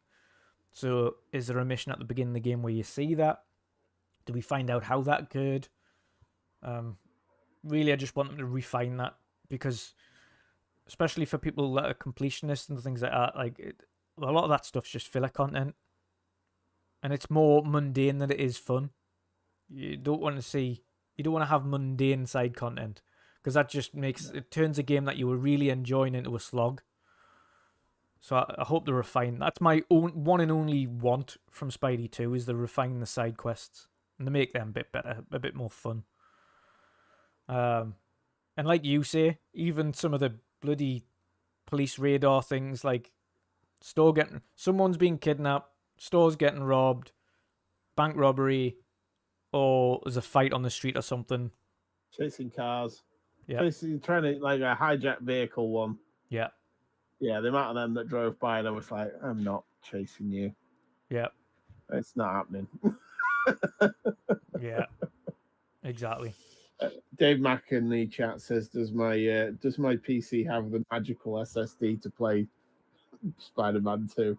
It does, yeah. The magical SSD is known as a hard drive. Technically, mine has 2. Yeah. Because I had a second one fitted in it when I bought it. So, yeah, I'm good.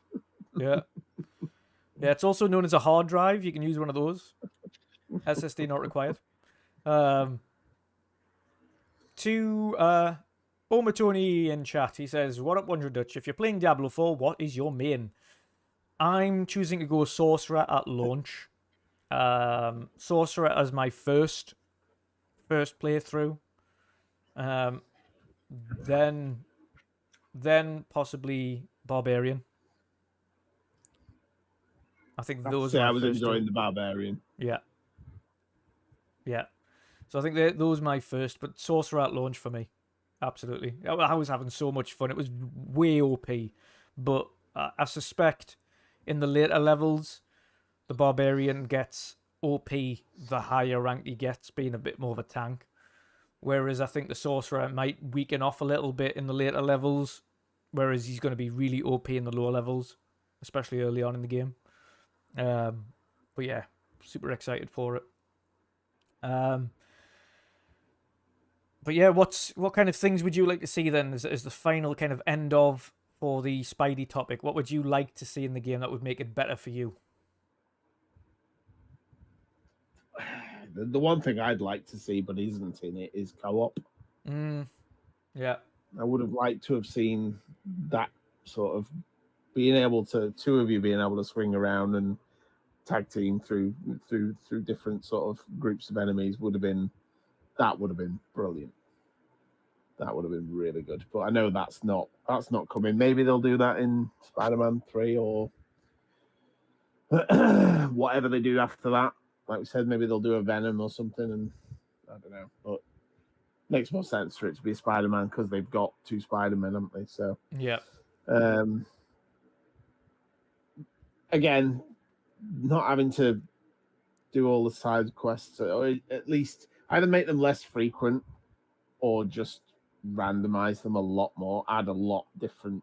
Even if they just added 10 different types of missions and had a total of, say, 15 or 20 different types of side missions, they're not always the same one. I felt like even when I was playing Miles Morales, when I got into a certain area, I was like, any minute now, I'm going to get a store getting broken into. I just kind of knew I was in an area where there's a lot of nice shops. I thought that's going to happen in a minute. And the next minute, the bing, the little app would start flashing at me, and I'd be like, no, not happening. I really enjoyed saying this. I really enjoyed Miles Morales.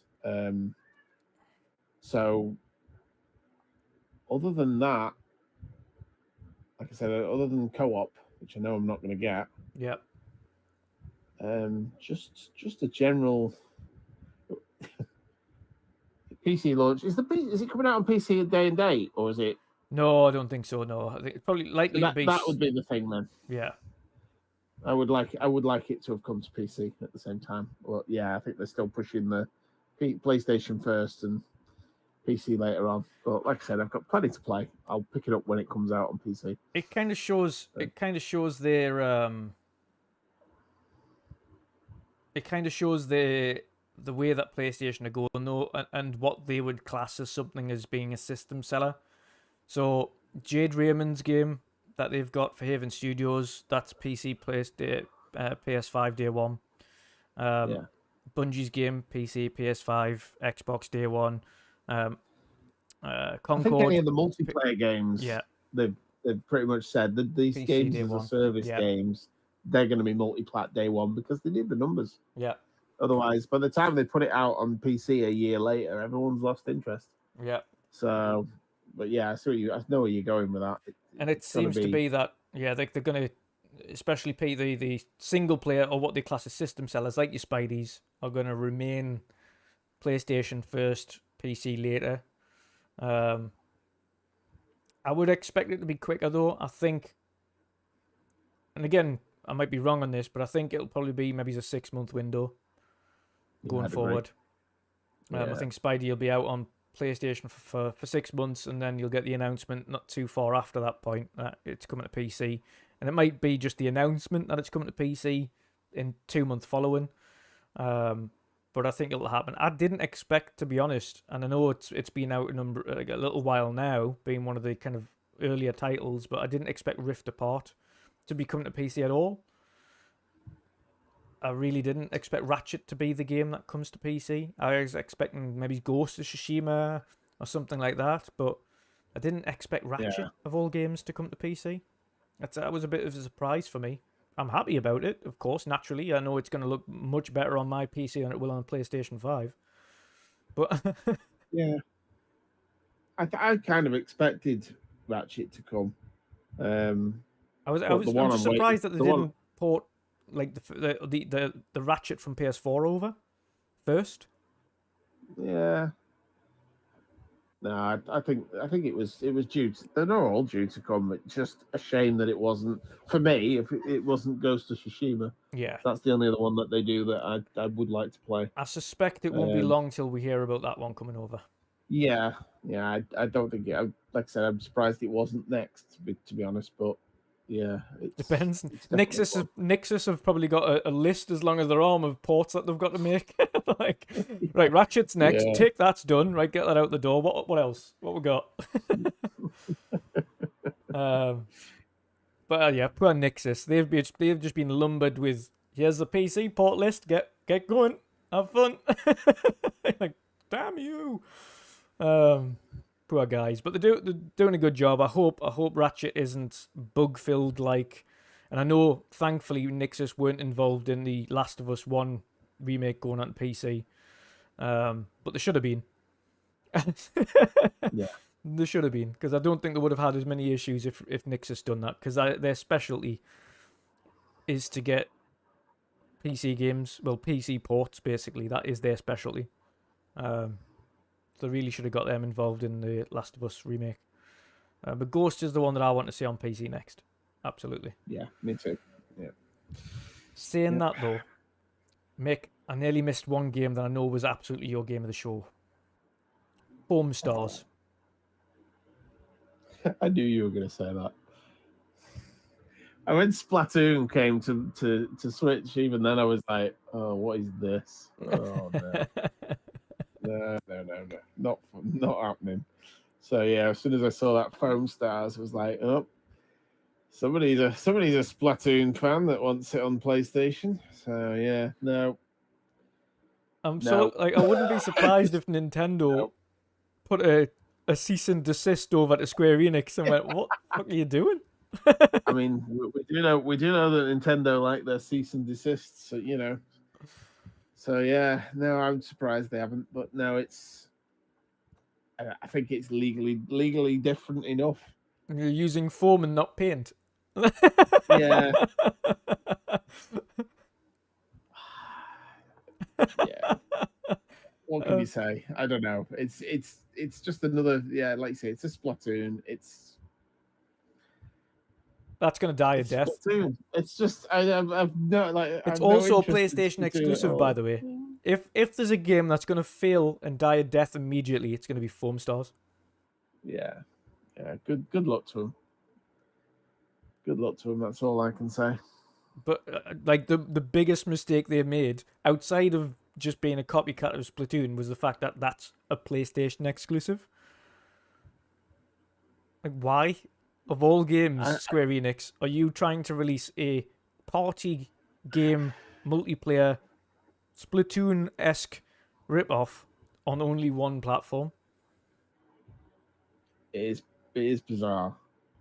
Because that, especially Square Enix, they should know better now. They should have learned that trying to make these multiplayer sort of type games and only on one platform, Yeah. it just doesn't work. I mean, literally, you'd think Sony would have told them, because Sony are doing the same thing. They're making all these multiplayer games as a service games. Are they keeping them exclusive? No. Yeah. Because they know that if they do, It won't do well. They're going to flop. Yeah. They need that Epic Games style, get it everywhere, and maybe it'll take off. And if it does, then we'll be rolling in the money. Yep. Because people will be buying microtransactions like they do with Fortnite, like they do with Rocket League and all these other games. Just people buying loads of microtransactions. But if they're doing it on one platform, there's only so long that can last before everyone just gets bored and moved on to another thing. So they don't learn, do they? Square Enix. Yeah, not at all. They just don't learn. Oh well, leave them to it. Infinite Umbra in chat there. Shout out Umbra. He says Foam Stars made all of us in our watch party cringe simultaneously. Yeah, it was the same here. Yeah. We're exactly the same. We were all like, oh no. And Captain Logan's in the chat as well, and he was saying that Ghost of Tsushima is one of their golden eggs. It's held its value for the longest so far. Yeah. I do believe it's still one of their sort of, like, in price wise, still it's one of their higher priced games that doesn't seem to go down much. So yeah, they're holding on to it as long as they can, but it'll come. It'll get that PC port eventually. Oh, absolutely. And it looks beautiful. On PlayStation 4 or 5, it looks phenomenal. Really beautiful game. On the PlayStation topic, though, to round it off, and this is it's not a controversial one, but of course some Sony fans might find it controversial, but I think it's the truth in the matter and it needs discussed. But are Sony losing sight of their original aims in that they're trying to juggle. They're trying to do one thing now more than the other, and they're unable to juggle both at the same time. We saw in the latest showcase that it was a full focus on games as a service and multiplayer titles, coming PC, PS5, a load of multi-plat titles on there, and then finishing off with one single-player game at the end. Now, we've also seen that their investments over the next few years are steadily increasing for games as a service, where eventually, in 3 years' time, there will be a higher investment allotment to multiplayer and games as a service games than there will be to single-player games. Yeah. Are Sony losing sight and losing focus on what made them in the first place, which is their big single-player cadence? We saw, again, the lack of focus there in that showcase of what the first party's actually doing in 24 and 25. There isn't zero releases in 2024 and 25 outside of Spidey, actually, which doesn't have a definitive release date still. No.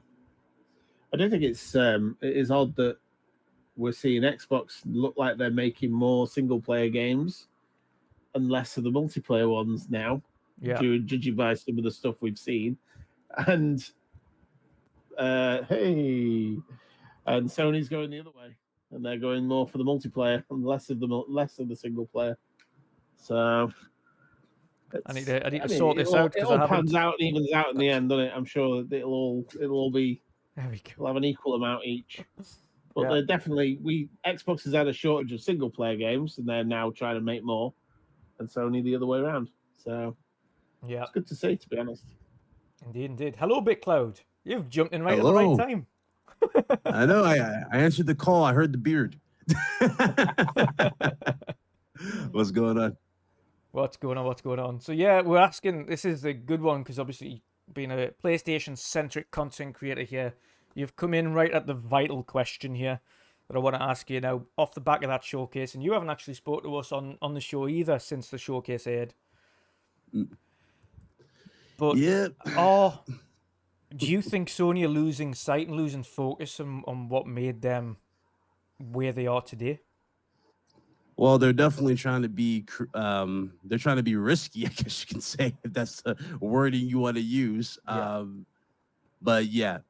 the big thing about Sony has always been quality. That's been their main butter they use to sell the box. They, to advertise whatnot. This showcase, 99.9% of the games shown were multi-platform. There was only one game that actually had an actual demo. That was Spider-Man 2. And like you said earlier, it doesn't have a release date. But if you remember what Tony Todd said the marketing campaign for that starts in August. Yeah. And from what we've seen, the game is not, ready yet. They're still got polishing they got to do. We saw a few pop-ins there and there. We saw a few models that weren't really like all the way, Did you see the sun? Yeah, a lot of things were a little off. And if you really pause it and just go back and rewind it back, you're like, damn, I didn't expect that in the water. Like, the water looks great in some shots, right? And then there's others where it's like, looks terrible in the what is going on with the water here, And it's weird. Like, even the transformation scene where he, like, puts the black suit on, that moment I was like, wow, that looks great. You can kind of see some low-res textures in a little bit, like, as it's, like, rendering in around him, as he's, like, forming, and it turns into the suit. So it happens, but again, they're still a ways away from that. They got 3 months till they got that much time left to start polishing and get it ready. I do expect a lot of polishing happens in the last few months. Yeah, so there's going to be a lot of crunch you're probably going to hear in regards to that game. You're probably going to hear. You're probably going to hear. Allowed to say that. I know you're not allowed, but you're probably going to hear reports, especially around Jason Schreier. Don't say crunch around him. He'll write a news article about you. Oh boy, that's not. But it's the showcase itself, though. I was looking back. A lot of people were talking to me about this too, and a lot of people have been giving shade towards Insomniac. I'm talking about from the PlayStation side. They're like, "Oh, this game doesn't look too good," but I'm like, if we're being realistic here, you might want to put Insomniac on the same pedestal that you try to put Naughty Dog on, if not higher. These guys have delivered nonstop games for PS5. They have kept you in the spotlights. Like Naughty Dog has been quiet, and if you go back to the showcase and just the messaging and how it felt, the fact that Factions wasn't there, we didn't even get the announcement there that it was delayed. I mean, it was like, dude, what else could possibly go wrong with this showcase? You know, you're showing me a pointless handheld that no one asked for. That's remote play only. It's not. It doesn't even have its own identity. It's just an extension of PS5. Did we not learn from the Vita? Yep. Did we not learn to, have its own thing if you wanted to stand out? It doesn't even look attractive. No. No, it just looked like a controller cut in half. Did you see Miles Dompierre's Xbox version? Yeah. Oh, dude. And he just Did you see the memes? memes? Chopped an Xbox controller and put a screen in the middle. Even Xbox just put a tweet was just the rolling eyes. I love the memes that came out of this. I don't know if you guys seen it. It was basically they were talking about Tears of the Kingdom, with that glue thing that you do. They basically took a DualSense, they put glue, fuse it together. You saw glue. I was like, wow, that is petty. But at the same time, it looks identical. I can't even front. It looks identical. So again, no one asked for this. No one's hyped for this thing. There are some people who are denying or in denial, saying they're hyped for it. But these are the same dudes that will probably buy, those. Let's say $180 earbuds they also showed at the showcase. I don't get it, man. I don't get it. And then, Ratchet & Clank came out and was announced for PC right after this. I'm like, listen, this right here is Sony taking the steps after what they've seen going on in the market. Their biggest investment was Nixus, one of their biggest investments. And the fact that Nixus wasn't put on board to handle The Last of Us is it's really concerning. Yeah. My understanding. Out of all games to get the Nixus, support, I actually thought it would be Ghost of Tsushima. I actually thought if I was a betting man, I would have gone to that show thinking Ghost of Tsushima was going to be going to PC. If they said Ratchet, I'm like, okay, hey, no complaints there. I mean, it's going to look good. It's going to play good. Dude's in denial. It's not going to play better than my PS5. Oh, God, here we go. Every game that is made on PS5, Xbox, is made on a PC first. I mean, obviously don't need the power of that SSD, though. Yeah, you really don't. And this is where it goes even more funny. Like, it's just like, dude, at the worst possible times. Like, it's like you already have this PR disaster with Naughty Dog. Yeah. 2 PR disasters at that, with the PC port. Now the game's, Factions is delayed. I remember dudes came at my neck when I made a video about this, voiced my opinion. I'm like, dude, you're charging the $70 for The Last of Us remake. It doesn't even have Factions. Yeah. What's the real reason to spend extra money on this? And dudes say accessibility features. Now, I don't know about y'all, but last time I checked, accessibility features should be free. They're supposed to be there to include new players who don't have the ability to play these games normally. Yep. But, dudes are trying to justify, it's $70. It's worth that for this. Worthless stuff like speedrun modes, but there's no trophies for speedruns. Who's taking advantage of this stuff? Nobody. Yeah. Like, they killed it the moment they took all the content pretty much out the game, pretty much. Left Behind is not enough content. Nope. Factions was that extra thing that was on there that you can go and play after you're done with single player. And when you have Factions and you have, a more fluid game, better animations, right? Faster animations, it would have made a better experience. Yep. And what's even more funny, the dudes who also damage control that, saying, you get it for free for PS5 out the gate, with the remaster. They took that away recently. Really? So again, they took those games away. You don't get those free games. So talk about a collapsing house before you even talk. Like, it's like there's so much stuff that fell apart. Yeah. Now they're talking about possibly the game might not even come out. It might get canceled. It looks like it's an indefinite delay as well, to be fair. It doesn't look like it looks like it's gonna by reports, it's a downsize of the people working on it. They're all going on to work on the new AAA single player game. And they're reevaluating the game entirely. Dude, a lot of people are even throwing shade at Bungie. They're like, "Oh, how can you trust Bungie?" I mean, maybe because Bungie has one of the most successful games in a long time with Destiny, and that was their new IP. Maybe because Marathon is literally broke the internet. It's the most viewed game out of their showcase. It's wild to see that Marathon's got higher viewing figures than Spider-Man 2. That blew my mind, and that didn't have no gameplay in the trailer. Yep. It was literally just cinematic. Wild. Go figure. Go figure. A Crazy. cinematic trailer has more views than your game with actual gameplay. Yeah. For me, But that is partly because that is multi-plat, though, isn't it? You're gonna get people from every platform. I mean, you could say that, right? But if that was the case, when shouldn't Ubisoft's Assassin's Creed, which by the way looks good, Mirage, shouldn't that have also gotten higher views than Spider-Man? Think about it. Think about it. If we go to all the established games that were shown, all these games. but it's not. I mean, Mirage was announced as a smaller, not like a big Assassin's Creed. oh yeah, So to everyone's kind of expecting to add to one this, to Mick, be as a- well, the higher viewer count was just on PlayStation's channel.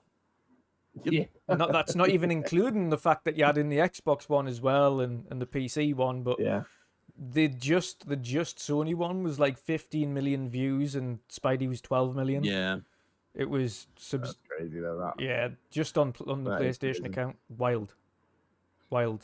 The one thing for me though is it looks very cool though. I'm curious how the customization is going to be because from what we've seen, they're robots. yeah, Like androids. You're going to customize the android how you like it or something like that. So it looks cool, very ambitious. I like what they're doing. So I can see where Bungie's at, where they told them, listen, this isn't sustainable for a long term. This might give you some sales in a few months, right?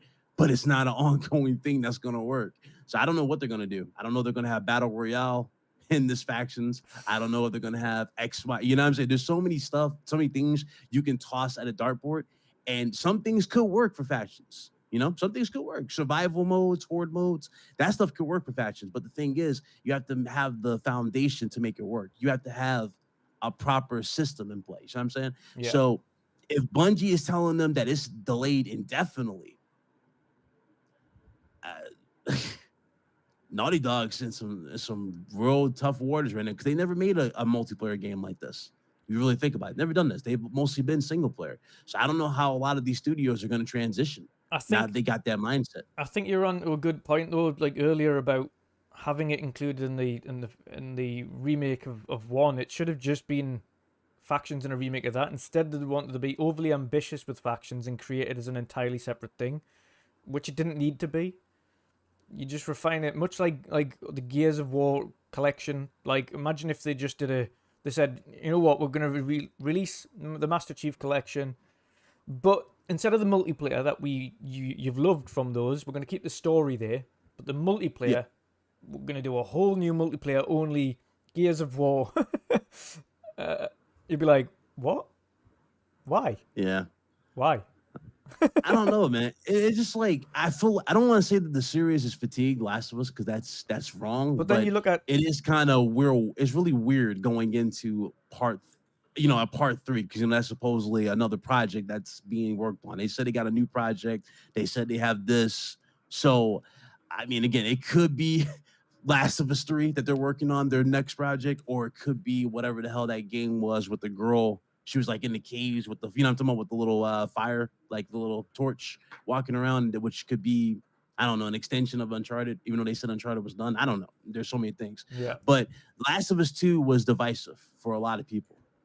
yeah. Last of Us 3, I don't know how you regain those gamers back. A lot of people were done after 2. Yeah. They just didn't like part 2 story-wise.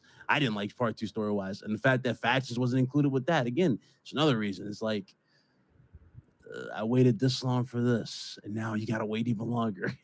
Yeah, it didn't have to be the elaborate. And we've seen this with Halo as well. We can talk about Halo till the cows come home, but Halo didn't need to be a free-to-play multiplayer to be a good Halo multiplayer. That's true. It just needed to be a good multiplayer with enough content. And as soon as they went free-to-play, everyone's same concern was, if the content's not there, it's not going to work. And what did we see? The content wasn't there, and it doesn't work. Now, the only saving grace for Factions is that it hasn't released and then Yep. not had the content in the first place. And then Man. gone through the same rigmarole that Halo has, in that Halo's had almost 2 years of next to zero, like barely any content. Then you get drip-fed little bits here and there, and it's eventually got to an okay state.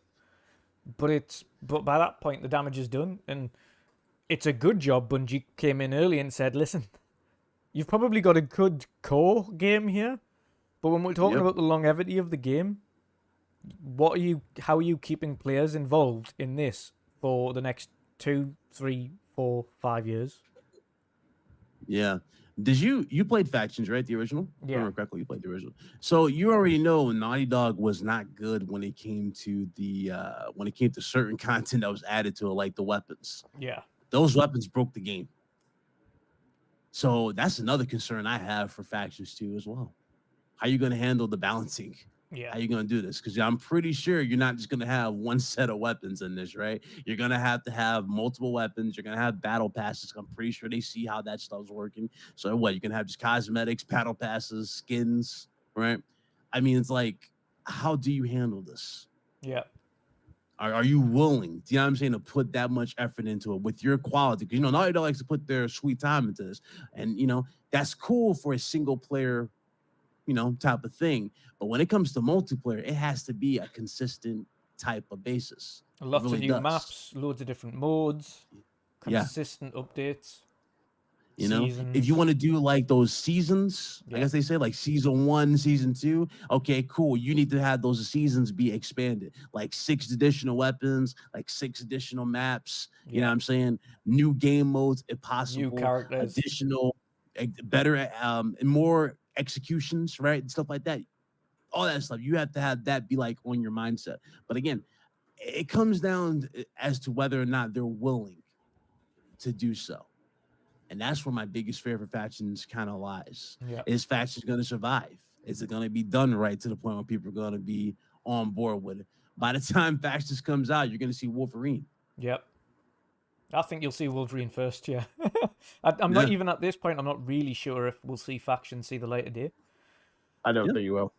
Yeah. I think it'll probably end up getting canned, or if it does, it'll get, like I said before, it'll get pushed out with an announcement with the next big game to draw attention away from it quickly.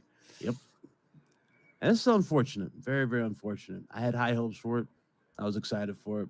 But now I got other games to look out for. Like, what's that game called from Haven Studios? What'd she say? Fair Games. That's the one. Thank God for that. We couldn't think of it before. Yeah, we couldn't remember the name of it. Yeah, Fair Games with a $sign at the end. So I'm guessing it's Watch Dogs and Payday. Yeah. Cool. Can I see gameplay? Oh, no gameplay. Okay. How about Concord from, was it Fire Sprite? I think that's what they the Starfield intro, you mean? Yeah. Futuristic cheeseburgers and scenery coming soon next year. If it's coming that year, where's the gameplay? Yeah. That's exactly what I said. I said that's a God of War moment all over again. That when they were like, "It's coming 2021," I'm like, "No, it's not. Don't lie." No, it's not. It's clearly not. If you ain't got Totally gameplay, you ain't got so much as a damn test screening. Got nothing. Even Naughty Dog was smart to do that with The Last of Us. Remember with the original HUD? It was completely different from what we got in the final build. I'm just saying, at least do some stuff. But no, they had nothing. So I don't know, man. Yeah. Spider-Man 2, the only thing. The thing, and dudes thinking they held back. They ain't held back. They had nothing. They have nothing, exactly. That was my concern. And my one thing going into the Sony PlayStation Showcase was I want to see what is coming up. Because we all know now Spidey is the only game that's coming out in financial year for Sony. This year, yeah. Yep. Which runs until April of next year, by the way. So, yep. If that is the case, what is coming for the rest of 24 and 25 on PlayStation? Now, we know Wolverine's there in the background somewhere, but Insomniac can only do so much heavy lifting before they break. Right? Yeah. and it's a shame. It's a shame. It is an absolute shame that studio, which is not even getting the respect that it deserves, has literally got that much pressure on their back to just keep throwing games out like this. Phantom Blade, I thought that game was probably going to be something that we'll get early on, but then we got confirmation that game is early in development and they just started, and that wasn't even gameplay. Well, it was gameplay, but it was like in engine, something like that, they said. So we had that. That looks cool, but again, we don't know. No updates on Ronin. Remember that game that was shown at like the last state of play? There's no updates on that. There's no updates Stellar on Blade, which was meant to release this year. Stellar Blade. Exactly. I think that's delayed to 2024. I think a lot of these games probably got pushed to 2024 to feed out the year because either, I don't know if Sony put more of the resources to try to fight this ABK deal, or they just say, you know what, we're just going to ride the waves of Spider-Man until this does. I don't know. I don't have the answer. I don't know. But what I saw in that showcase was not only disrespectful to the dudes who've been holding you down for the longest time, it was unnecessary. I've seen state of plays that have much more energy and much more excitement. While we're on the topic of energy, you need to not let Jim Ryan ever do another thing. That man is boring as hell to watch. Jim Ryan is a damn cyborg at this point. I'm convinced, dude. Like it was the initial part where he came on stage at the very beginning. And he was like, "I am so excited to showcase the PlayStation games today." I'm like, yeah, you sound it, mate. You really sound it. It's like, wow, tell me you're not looking at a teleprompter without telling me you're looking at a teleprompter. That's basically what he was reading off a teleprompter. And what cracked me the hell up, I'm like, Jim, I know you feel like a dumbass after the showcase. You said, hey, let's have a look at our next game. It cuts to a damn movie trailer. Yeah. Last time I checked, a movie's not a video game. And then he said, wow, that was amazing.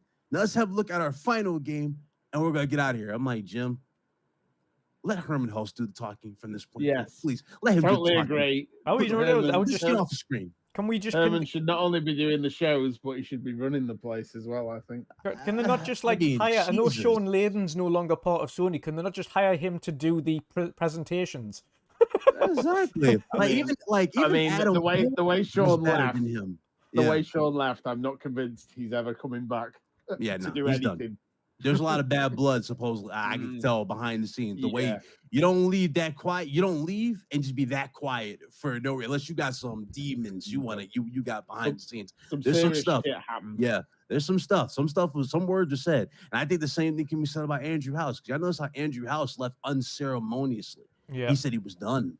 You know, I think low key there is some stuff happening. Even Adam Boyce, who had potential. You know, I'm talking about the guy with the glasses who was at the showcase.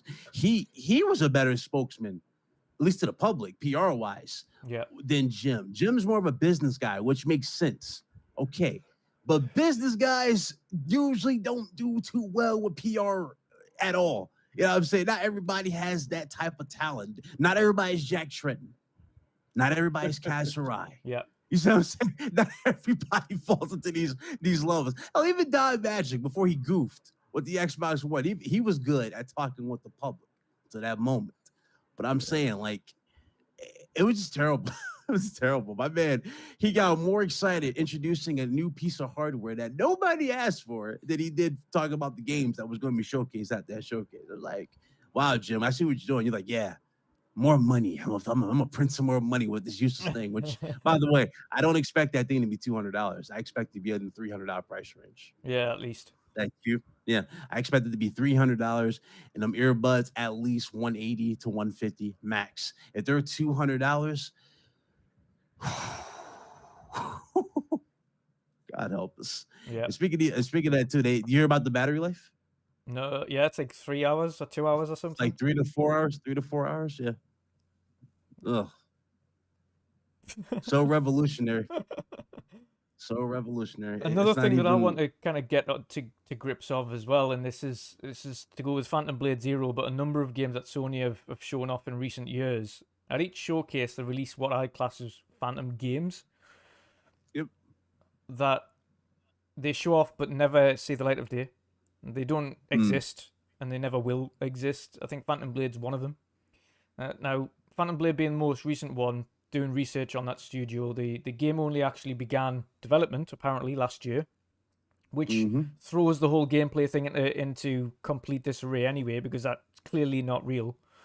It was a little too fluid. You know what I mean? It looked a little crazy too fluid. But again, I don't know. I I don't know. There's so many errors. There's so many like factors that can play To into add that. to it, it's by a mobile studio called S Game, who have only made one game, and that is Phantom Blade Executioners, which is a 2D ARPG that released on mobile. It's still coming soon on PC. It hasn't released yet. And the website literally, they've only just updated it. The only thing that they've got on the website for Phantom Blade Zero is the trailer that was shown at the PlayStation Showcase, but no other information, nothing. It is an invisible game, essentially. It doesn't exist. Aside from that, to add to that, we've had this previously with the day before, as pointed out in chat from Tom. Now, there was a whole debacle with that because that's been showcased numerous times, either on PlayStation or even by Nvidia, and that's turned out to not be what it was. It's nowhere near what they said it was going to be. What they showed off isn't real. It's not a legit game. Abandoned, famously, is gone, disappeared, doesn't exist. I mean, the game never existed after that abysmal reveal.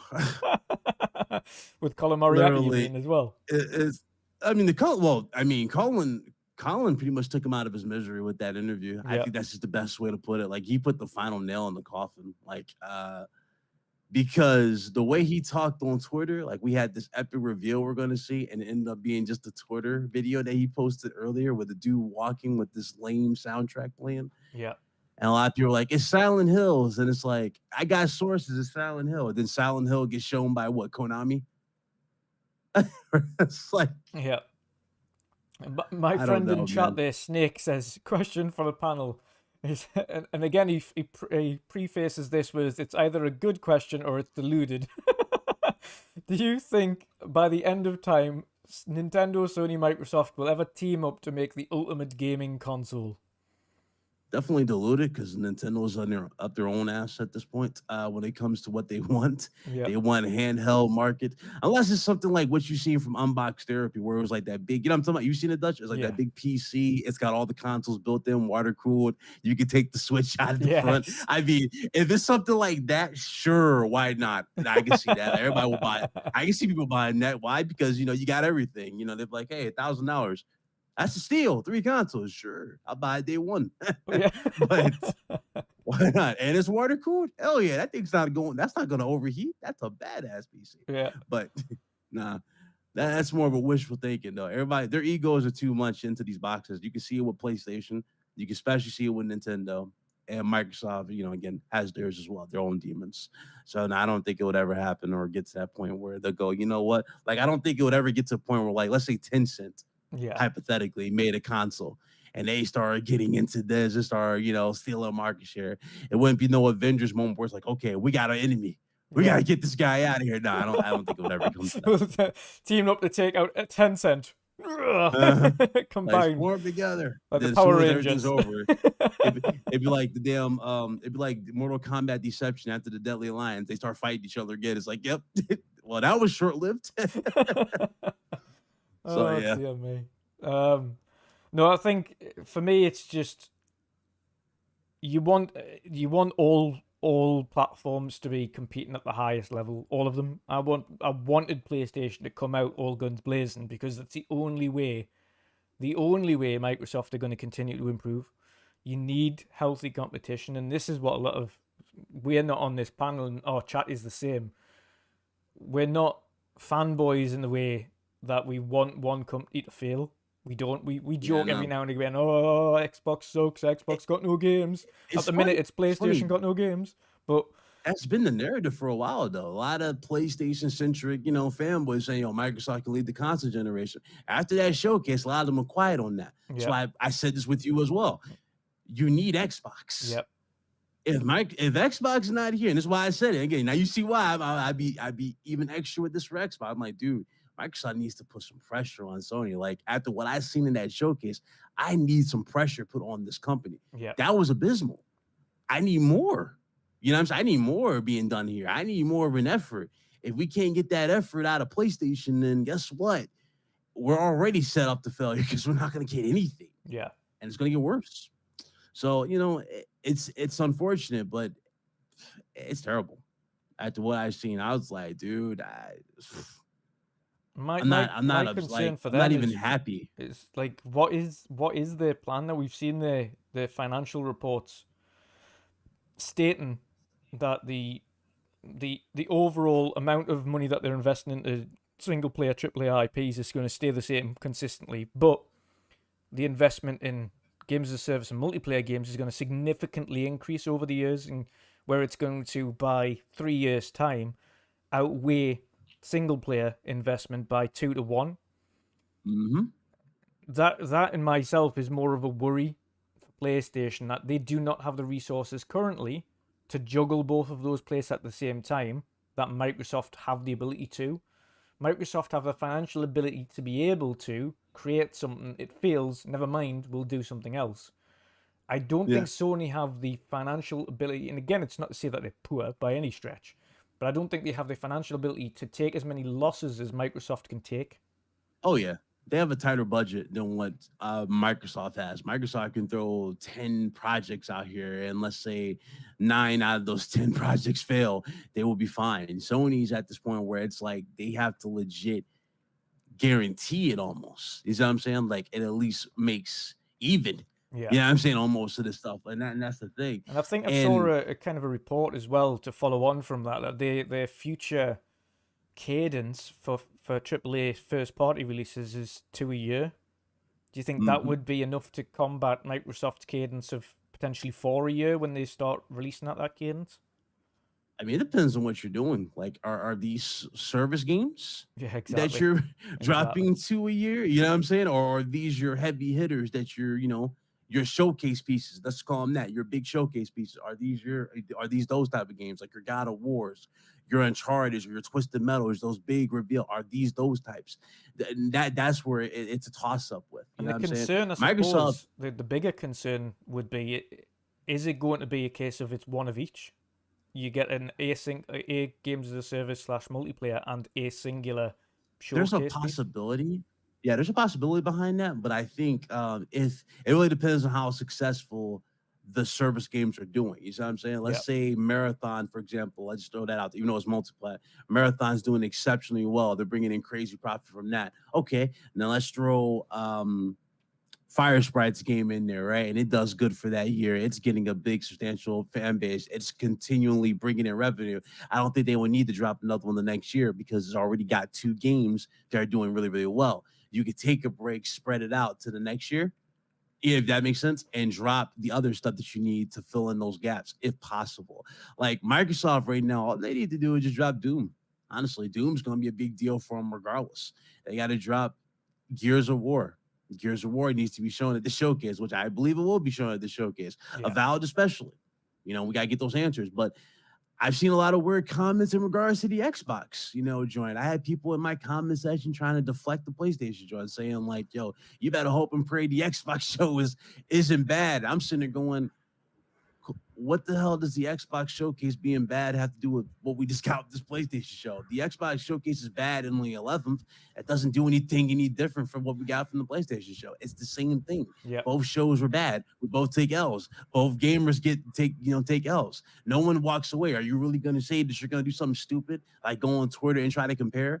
Oh, see, our showcase had this and this one. You see, these are the levels of stupidity that I'm seeing all over the place. Like, dudes are that little. Like, there's that below to try to do stuff like that. It's like, no. Instead of calling out what needs to be called out, there's more people crying about Ratchet and Clank, which, by the way, when was the last time anybody talked about Ratchet and Clank that you guys heard about in the PlayStation community? Exactly. Nobody talked about Ratchet and Clank. More people are upset about Ratchet and Clank going to PC. Yeah, as their way of trying to and try to say like, oh, I'm done with PlayStation. We already know they're not going nowhere. Ratchet's still the best looking game on PlayStation, but the problem is it's a game that when people have finished it, they don't talk about it anymore. See, I wouldn't even say Ratchet's the best looking game on PlayStation. It's definitely visually, it looks to me, it looks like a Pixar movie. It looks incredible. Yeah. I would say their best looking game is still Demon's Souls. And then a lot of people would disagree with both of us and say Horizon. Well, yeah, too. Horizon's another one. Horizon looks great. But And shout out yeah, to Snake in chat again there. He says, I agree. I just feel like Microsoft need to be doing more with their exclusives and quality of games. Nintendo and Sony, in my opinion, are a year ahead of Xbox. Agreed. I think Sony, and this is what I've said. I said this on the weekend as well. Sony have the one benefit Sony have on this showcase is the fact that they have a track record previously that has allowed them to fuck up. They have had a track record of releasing quality games that are really high quality games, both from a gameplay perspective, from a story perspective, from a technical and a visual perspective, that they've given themselves a tiny bit of breathing space. However, after 2 years of not having a showcase and turning up with that, it's done some damage. Microsoft, on the other hand, have a track record of not hitting, not having the cadence, not having consistency. They do 1 year and it's great. The next year is absolutely terrible. The next year is kind of mid. The next year is good. The next year is terrible. The next year is good. It's not consistent. What Xbox need to do, starting with this showcase and beyond, and again, I've told people, do not lower your expectations. Like, I hate people that are saying you need to lower your expectations. Don't. yeah, Keep no. your expectations where they are and hold Xbox to account if they do not perform. If it's an influencer, like a big known influencer, Xbox wise, telling you to lower expectations, I would absolutely stop trusting that influencer. Yeah. That's another thing. See, the other thing that's been hurting Microsoft is the fact that you have influencers afraid to tell Microsoft when there's an issue with a game. Yeah. And an example, look at Redfall. That is a prime example. We had a long conversation about that. There have been multiple opportunities to speak on that game, and it still launched like that. Yeah. Unpolished, unfinished, unoptimized, no content. Yeah. It's like we need a steady flow. You know what I'm saying? We need a steady just direction for one. We need a good amount of we need that messaging to hit right at home. Well, the thing is, as well, I think we don't want this. I think BitCloud, and I think everybody here agrees, the time for talking is done with Xbox now. Yeah. The time for showing is right now. I don't care. You can have Phil Spencer go on as many podcasts as you want and say, we're hitting that game a quarter, or I can see the game a quarter. Great. It's nice words, but they mean absolutely nothing until I see it. Prove it. Yep. Yeah. Prove it. Show it. Now, the games that I expect, and again from you guys, and this is a good thing for Xbox fans, and I mentioned that at the beginning of the show, and Sony fans should expect no less than this either. Xbox showcases, historically, every year, have showed no less than 10 first-party games, no less than, at their showcases. Anywhere between 10 and 15 usually is first-party. And then a couple of multiplats, a couple of second-party exclusives, so on and so forth, but no less than 10 to 15. So you can be rest assured in this showcase you will see at least 10 first-party games. Yeah.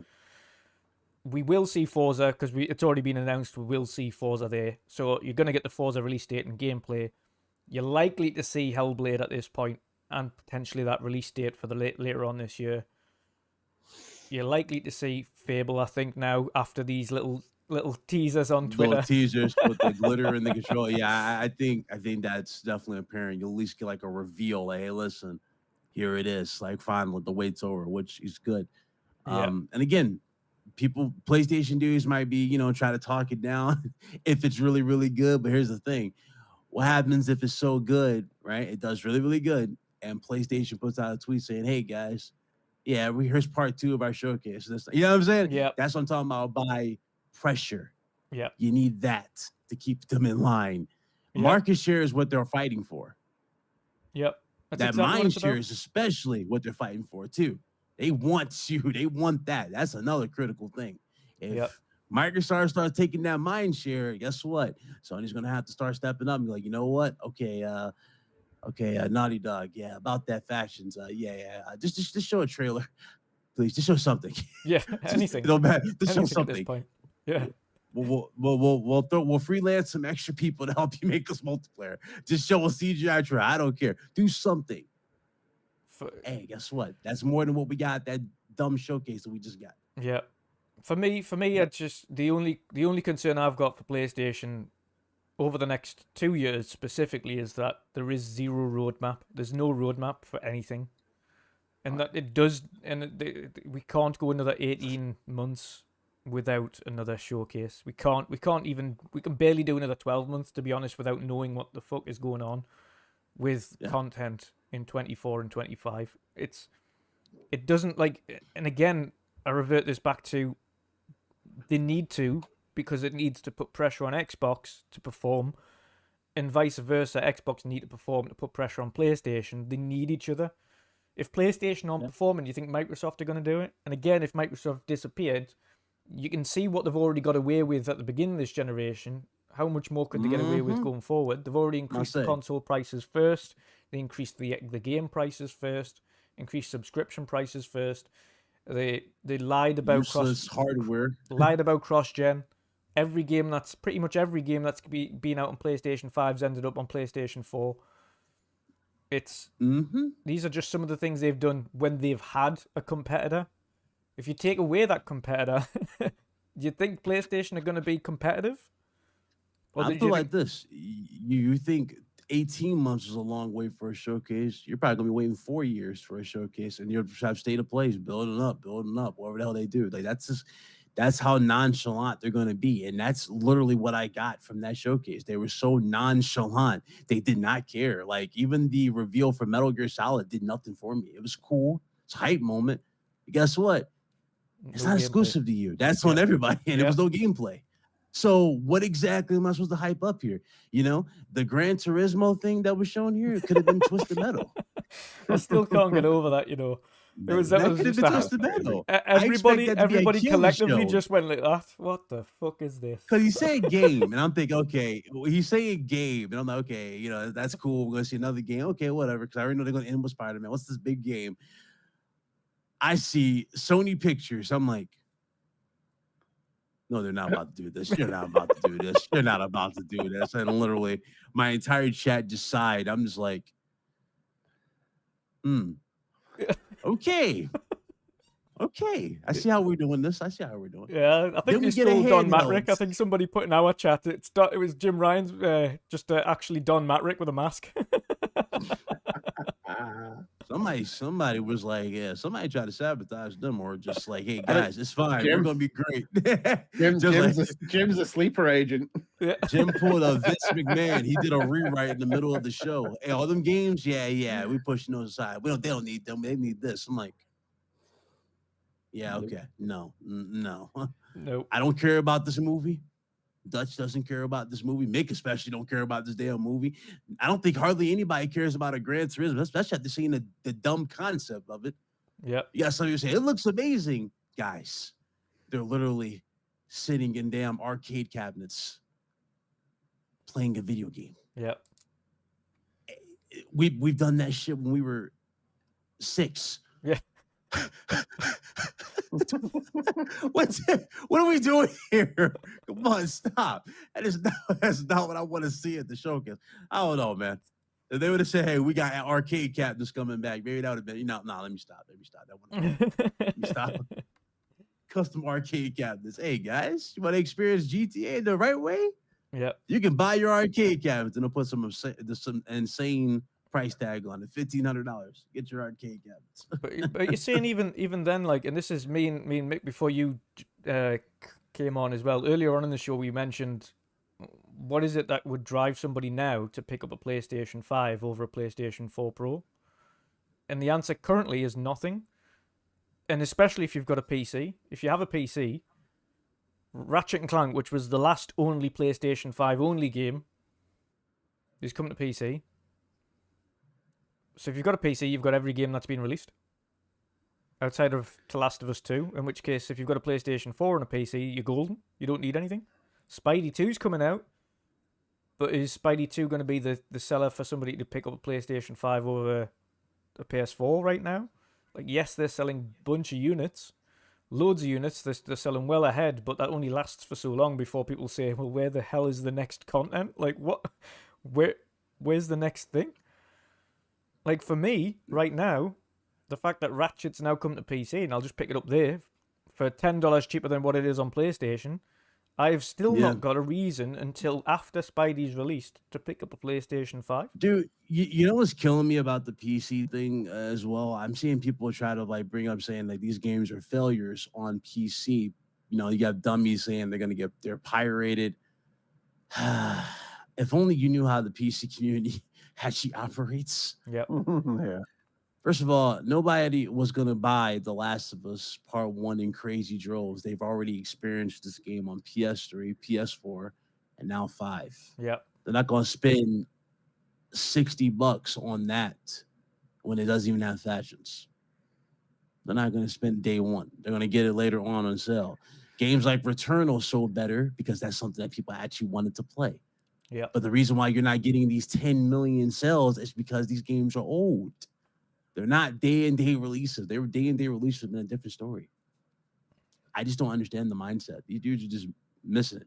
Yeah. And even Sony flat out said, even if they sold, let's say 300,000 of a game, they got a 99.9% return on investment. Yep. You think they're going to just give up that return on investment? No. Spider-Man 2, when it eventually goes to PC, is going to be huge. It's like Spider-Man 1 was. And Miles. The list will go on. Yep. So right now, for me, it's a case of I think they need to do more to, like we've said to Xbox, when they started just releasing a bunch of PC games, you need to do more for your console players. And PlayStation right now seem like they're going the same way that Xbox have went, and kind of sidetracking the console players a little bit here. And there's not much there for them on the first party basis that's just for PlayStation 5. It's what we need to see and we want to see. Yeah. I mean, I'm seeing a lot of people talk about how, like, you know, console players are now having to pay online. They ain't got to do all this on PC. I mean, we've been telling y'all that for a long time ago. You know what I'm saying? Like, it's free online on PC and all this stuff. And people say, oh, but it's, you know, it's just, you know, it plays, you know, there was always some delusional dude, but console games look better. It's like, no, they don't. Nope. Nope. They do not. Even if you think you got a dub with a game, put Uncharted on PC and then compare it. Yeah. You will be blown away night and day on what exactly is achievable on PC compared to what's done. Now, the people saying they're done and leaving, we already know that's cap. They're not going anywhere. They ain't going anywhere. You're not leaving a platform that you're comfortable with. Unless you have to, mean that the company went under or something. But you're not leaving a company that you're comfortable with and you're used to and go even and Xbox do know this. that. Xbox have came out themselves, even in all of this stupid ABK discussions, they went, there is like, what, 2% maybe, or 3% of the gamers might go over. So, but that's extreme. Like, realistically, everybody's already dug into their ecosystems. You're not really going to win over that many PlayStation 5 or PlayStation guys. You're not really going to win over loads of Xbox guys to PlayStation. People are comfortable where they are now. So realistically, it's about trying to get someone as a second system. And that's why I think one of the main reasons Xbox released the Series S as a second system. It was like, you probably won't have us as your first because you're a PlayStation guy, but here's a super cheap option to get Xbox games if you don't want to do that, and it's a Series S. In my experience, people only ever shift system completely when they lose their accounts and thus lose all their games. And their library. Then you have no choice. You have to start clean to begin with. So guess what? Yep. Why not go here? You got all this. And usually they've fallen out with customer services at either thingy because they won't help them or they can't help them, and they go, I'm out of here. I'm going the other place. Yeah, that's usually the other time. You know, I love time they do that. My other favorite comment that was going around: PS5 Pro. Oh yeah, I'll buy that PS5 Pro. I'm excited for that. You're tripping, Big Club. Yeah, but you're the same dude saying PC gaming is too expensive. But here you are about to go and buy this useless handheld because you know you're okay with that. So you're about to spend $300 on that. Probably another $180 on them earbuds. You're gonna spend another $500 on that Pro, and you already spent $500 on the PS5.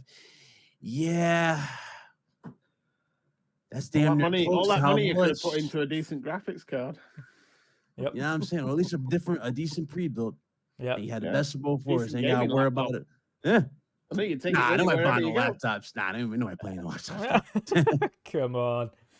Nobody buying no gaming laptops. Blech. Yeah, Things are runs everything. them things are fire hazards. Nobody want a laptop. 2023. He lost me there. He said gaming laptop. Who's buying a game? You have a gaming laptop, mate? Come on, what's up? Yep. No. Yeah. No. Running all my Sony games perfectly. Oh God. Which one is this? 3060. Yeah, I got a 3060 Ti or something like that. How Yeah. big is this laptop? Wait, Mine's a 3060 and it's wafer thin. It's the Stealth. So Mine's you the have to Lenovo. buy a whole new laptop altogether to change the graphics card, or you get out that graphics card, then, right? Well, you Or can just you buy, can swap it. exactly like PCs, if you want to, you can get external GPU housing and just connect another GPU. Oh, well, I'm saying. I won't be doing that. I could do that, but I'm not going. If I'm going to do it, I'll just give it a few years and buy a new one. Yeah. No, Because, I mean, literally, like, the cost of a gaming laptop, a decent gaming laptop with RTX and an i11 or a Ryzen core, It's you're pretty talking, up there. you're talking like 1,200 quid. Yeah. With a 3060 in it, though, with 3060, 3070. But, yeah, they're super cheap. Mine's wafer thin as well, like, really wafer thin, but it's got all the Thunderbolt ports, Lightning ports, all the highest specs on it, to be honest. Wi-Fi 6 a lot, so they're decent now. 144 hertz monitor. Dude, I have an outdated Dell literally right here. Haven't plugged this thing in I wouldn't years. use Dell. Yeah, I moved away. I moved away from never that. use Dell. Draw the I have line my at Dell. ring here, got my iPad over there. Got this. I'm like, dude, never again will I ever go back to Dell after I what I draw the experienced. line at Dell. No way. Yeah, Dell was terrible. I'll go with them. What's that company? Alienware. If I ever go to Dell, Yeah, they were. Alienware. Isn't Alienware owned by Dell? Is it really? It is, yeah. Are they? Yep. Got a feeling it is. Yeah. Yeah, it is, Oh yeah. well, damn. See, there you go. That's You can't escape Microsoft's gaming division, Alienware. them. Yep. There you go. Yeah. But they are, but So maybe stay clear of that one if you don't like Dell. Alienware is Alienware, to be fair, has always and will always be the most overpriced gaming PCs you can ever buy, and they're usually Yeah. terrible. Oh my God, Dutch, what is with this character model with that beard? I am crying right now. Look at that beard. That's my partner. Look at that beard. Your beard is not that lovely. Well, it's close. A wig off and just stuck it on his chin. That is hilarious. It's the first video game I've ever seen that have done big beards. Oh God. Look You at can do that in Red Flo. Dead too. You know, it's funny. You can do that in Red Dead too. You can have a long beard like that in Red Dead too, but you have to like maintain it. You have to put like the hair Yeah. gel to make it grow, which is crazy. But it's good. Nah, that's funny. I'm like, holy hell, he really grew the damn Santa beard for this character. Oh, Lord. Oh dear me. Man. Mick, what do you think anyway? What do you think kind of what is happening with Sony? Do you think they're losing sight of where they need to be? And I think potentially even Xbox Showcase kicking it out the park will kick them back into gear again, or give them a good kick up the arse into to kind of sorting themselves out. It seems to be, and I've noticed it, and BitCloud's noticed it over the last year or so. They've completely went the opposite to what they've always been. Super silent, highly secretive, really untransparent. They don't talk. Like, it's been really the opposite of what PlayStation's always been. I don't like this version of PlayStation. Granted, we had some great games along the way, like Ragnarok and things like that, but as a whole, the way Sony are approaching things isn't what made them great. What do you think, Mick? Like BitCloud said before, Jim's a businessman. He doesn't really do the gaming thing. I mean, we've seen him in the past put a headset on and grab a controller, and he looked awkward. Don't remind me that he's like this. Oh, it's like, Like, Jim, it's not a steering wheel. oh, so he's it's not a like- gamer. It's like watching your nan Like the little trying to play poses. Mario Kart, and it's like Yeah. the little stand-in pose that they just hire to do the little photo shoots. I'm like, Jim, what are you doing? Well, he's a They're businessman. half expecting them to be holding it back to front. Oof. But he's a businessman, and I think partly the reason why I think they've been more quiet is that they're probably a bit worried about the way that they're going, because they are doing more of this multiplayer games as a service stuff. Yeah. Jim knows that's where the money is. He's seen the money and the revenue that Microsoft are bringing in, and not just Microsoft, like we said before, Epic Games, Tencent, obviously, all these Amazon, these people have got games that are games as a service. They are raking in big money, and I would imagine their shareholders are saying, "We want that money. Why aren't we getting that money? That money's going to them and not us. And we're making these games that are supposed to be the bangers, the big games that everyone loves, but we're only selling maximum 10 million of them, and then it pitters out, it flatlines, and then it's just sales after that, just trickling amounts of money. The big sales obviously come at the beginning, and I think it's because Jim is pushing that to go that way, and they're worried about telling people that that's what they're doing, as we found out by this showcase, because that's where the money is. I don't think he cares. I don't think he's bothered that that everyone thinks that the showcase was a failure the other day, because I think in his head he knows that most of those games are going to bring him in a lot more money than something like another Spider-Man, even though Spider-Man's coming and they're obviously going to use that to push to sell the consoles. The money is going to be getting those free-to-play games out there and getting people hooked on them, getting people buying those microtransactions on a regular basis and pushing out that content for it. That's where the money is. That's what he's doing. I don't think he cares. I don't think he's bothered that, the likes of, also are worried about, what Sony are doing, because he's seeing what Microsoft are doing and the money they're making. Mm-hmm. Bring it on, he's probably thinking. I don't think he's bothered. Do you think the hierarchy at Sony will have seen the pushback on the showcase and actually took notice? Do you think it's a question for both of you then? But I've noticed for the first time in a long time, an almost universe. I say almost because there's still a few outliers that say I love the showcase. But it was an Xbox showcase. You're gonna get those damage controls. Yeah, I love that. Oh, the show wasn't great for a PlayStation showcase, but it was still a good showcase. This was an Xbox showcase. Yeah. I wouldn't hear the end of this on social media from you. Stop. Yeah. Let it go. Just let it go. One game out of your first party, and the rest is multiplayer. It's everywhere else. That's not a good show. And this is your dubbed PlayStation showcase. Yeah. Mm. And it's for me. Go on. Sorry, Mick. No, go on. Say carry on. It's fine. Yeah, I was going to say for me, we know how ruthless PlayStation, the hierarchy at Sony and PlayStation can be. So it's got to say, as much as Jim might be, there's only so much you can take on a PR front before it becomes unsustainable on that.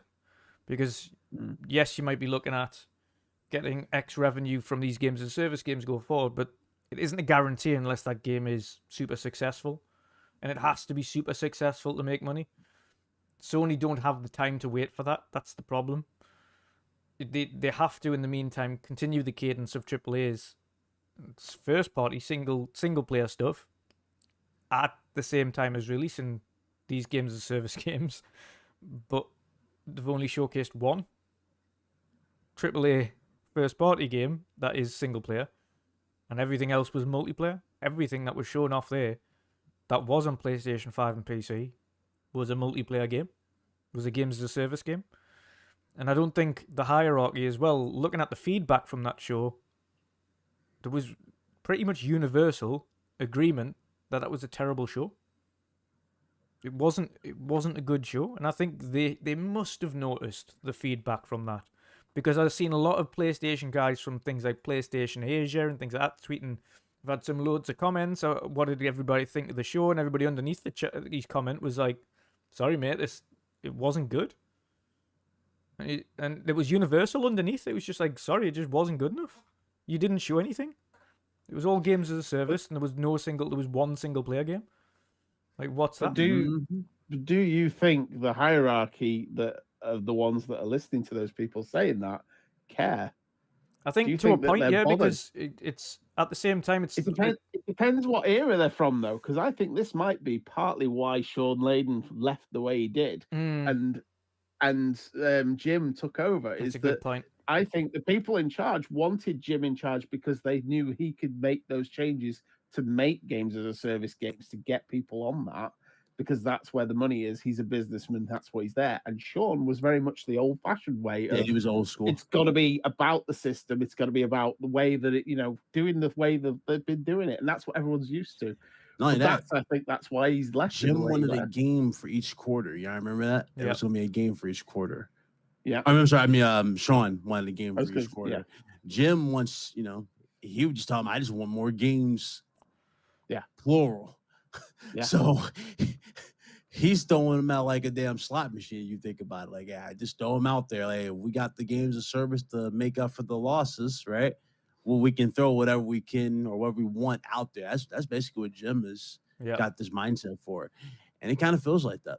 There's not much love being, or should I say, there's not much PlayStation, you know what I'm saying, being felt. That's at the show. Because every developer loves their project. You put the passion in their project. It's just, you just don't, if it don't connect with the box, that's usually up with the publisher, and that's where they're really saying starting that, to Big fail, Cloud, you might be under agreement here, but by the time it came to Spider-Man, the kind of damage had been done. By that point, it was just like, okay. It soured it, you know what I mean? It kind of soured you on the reveal of Spider-Man. Like, it looked great. I was like, holy hell, you can glide through the city. It's faster. It's more momentum based in terms of the web swinging. But was anybody talking about that afterwards, or was it just the rest of the show? People were more, I feel like it put more of magnifying glasses on Spider-Man, because people were talking more so about downgrades, unfinished textures, than anything in terms of like the upgraded changes. And I was like, you know what? Honestly, I can't, defend, even though I know the game's not done yet, but still, I'm like, dude, that speaks a lot right there. More people talking about, different textures and whatnot. And so I don't know, man. There's so many games that could benefit from a true remake and, that true PlayStation support, like the SOCOMs, like the Resistance. Well, that's what doesn't make sense to us, because if you're going to go down the games as a service route, you've got the IPs to do it. Had the IPs for that, yeah. You got Twisted Metal fits perfectly into that mold. Yeah. SOCOMs fits perfectly into that mold. Killzone does. Killzone especially. Does. And a lot of people might say, I don't think Killzone will do it. I think the new Guerrilla games that we have now can kill a Killzone game right now compared to what they've been doing with that Decima engine. I think they can deliver absolutely a proper Killzone game with the right direction from Bungie in terms of services. I think they can deliver that absolutely. Even Resistance. I'm feeling like, if after Spider-Man is done, when we get to Wolverine, I have a feeling Sony's going to be like, yo, about that Resistance, we might need y'all to go back to that and get that done, just to fill the void and have options. I feel like that's going to come down to it. You're probably going to see more shooters at one point, you know what I'm saying? Because what is Marathon? A shooter. Yep. See what I'm saying?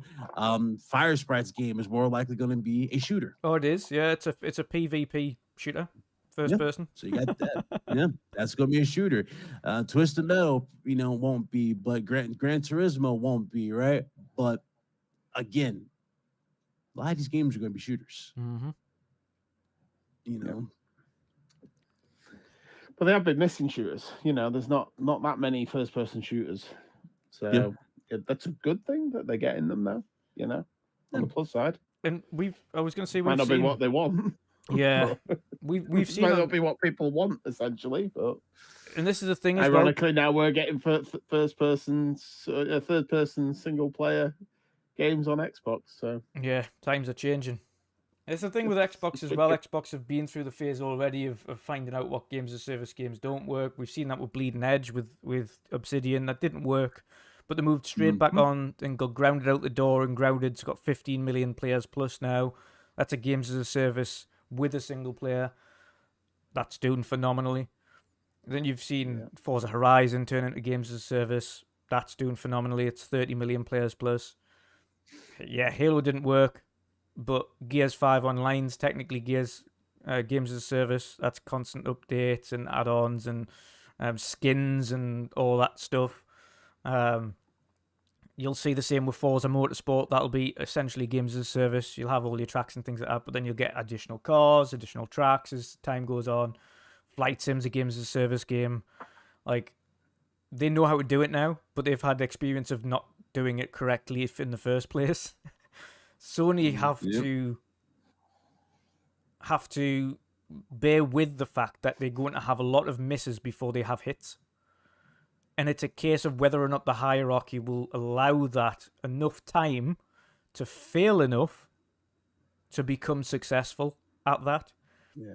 They've been through the phase of failing enough as a single player to become extremely successful with single player games.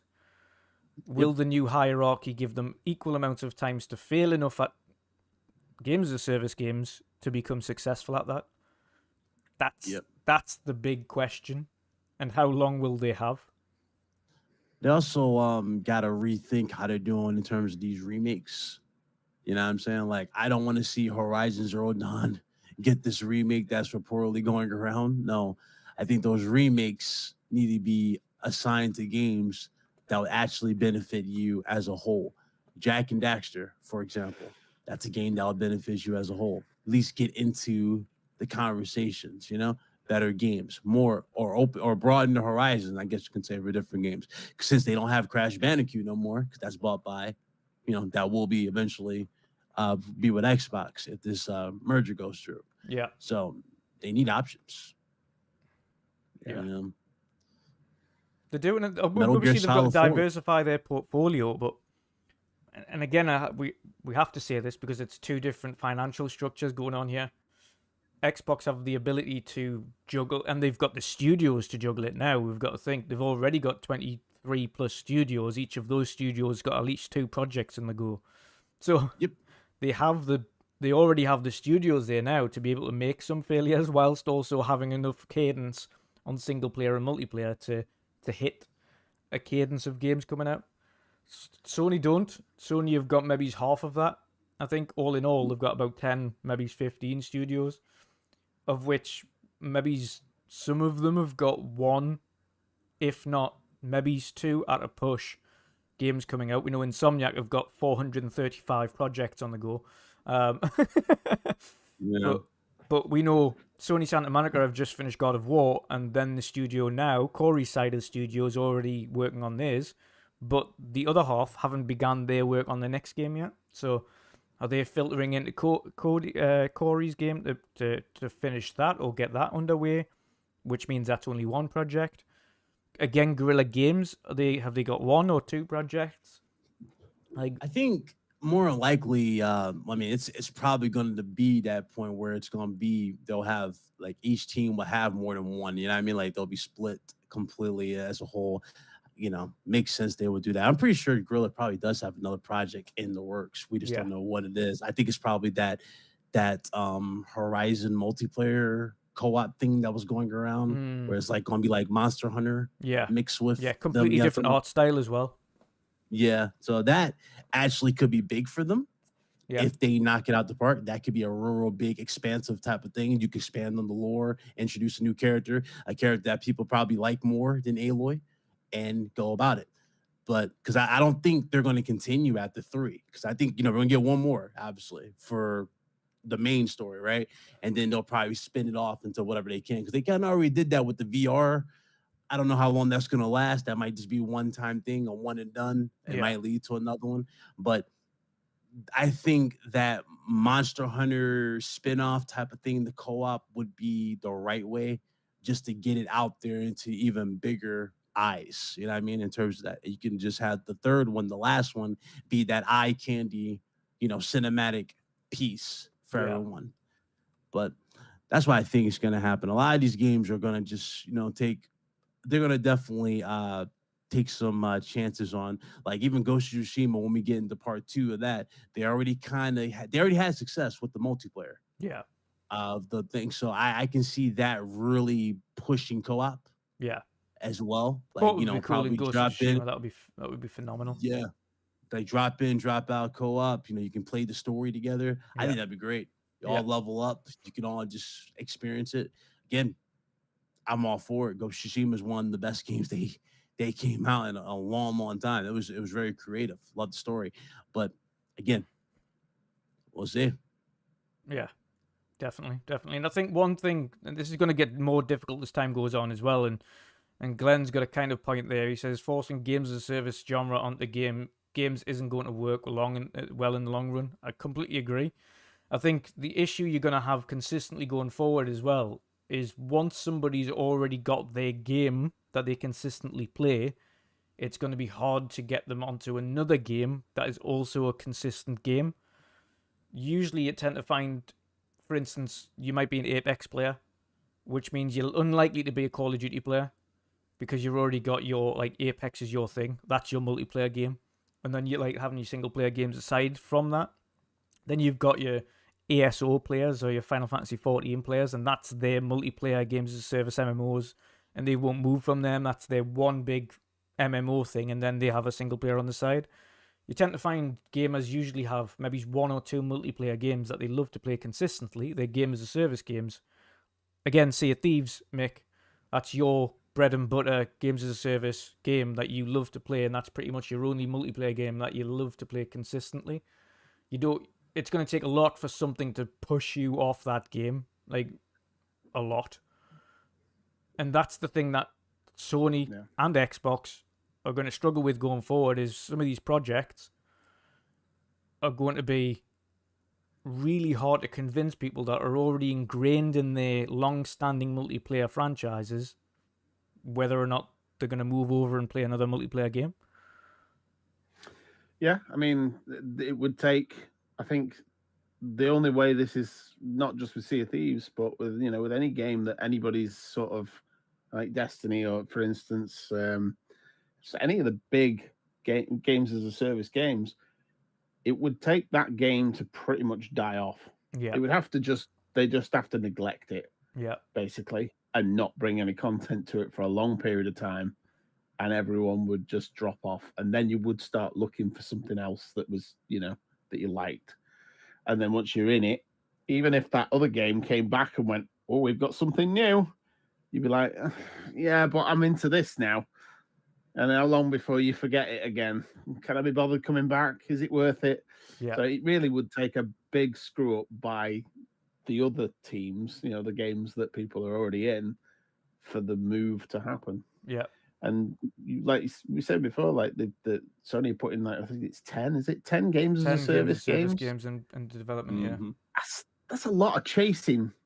That's a lot of chasing the trend on the hope that you might get one that's a big one. Yeah. How much is that going to cost?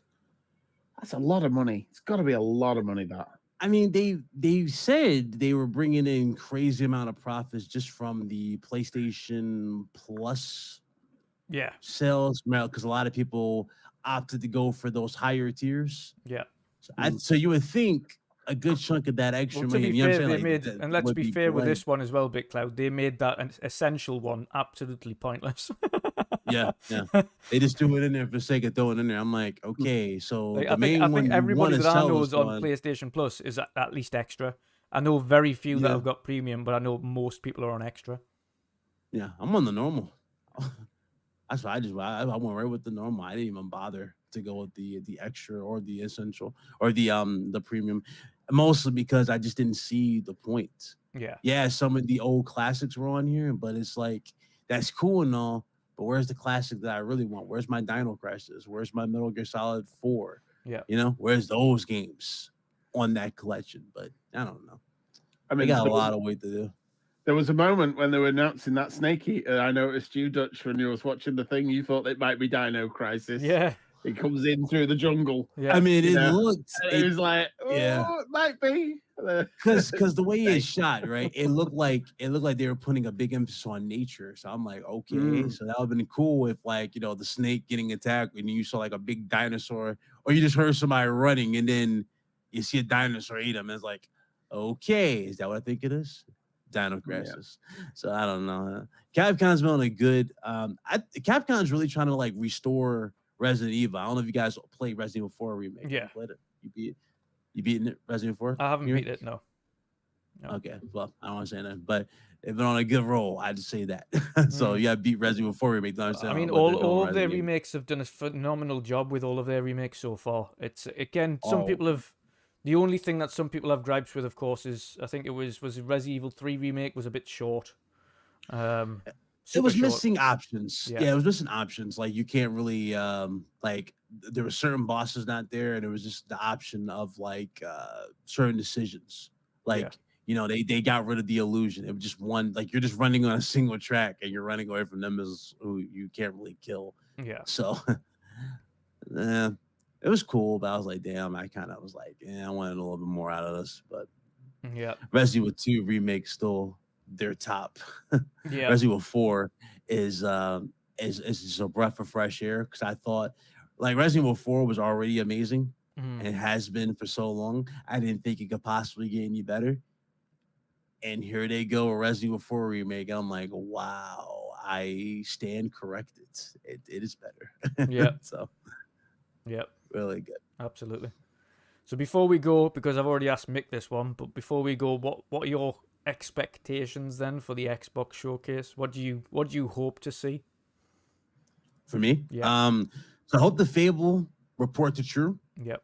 I want as much pressure on Sony as possible. I want this to be a fantastic showcase for everyone. Yep. So we can get some better results. We get some mind share shifting. We get some ideas going around. We get it all. You know what I'm saying? I don't want things to be dire and one-sided like it's been for so long. So I expect the Valve to be here, gameplay.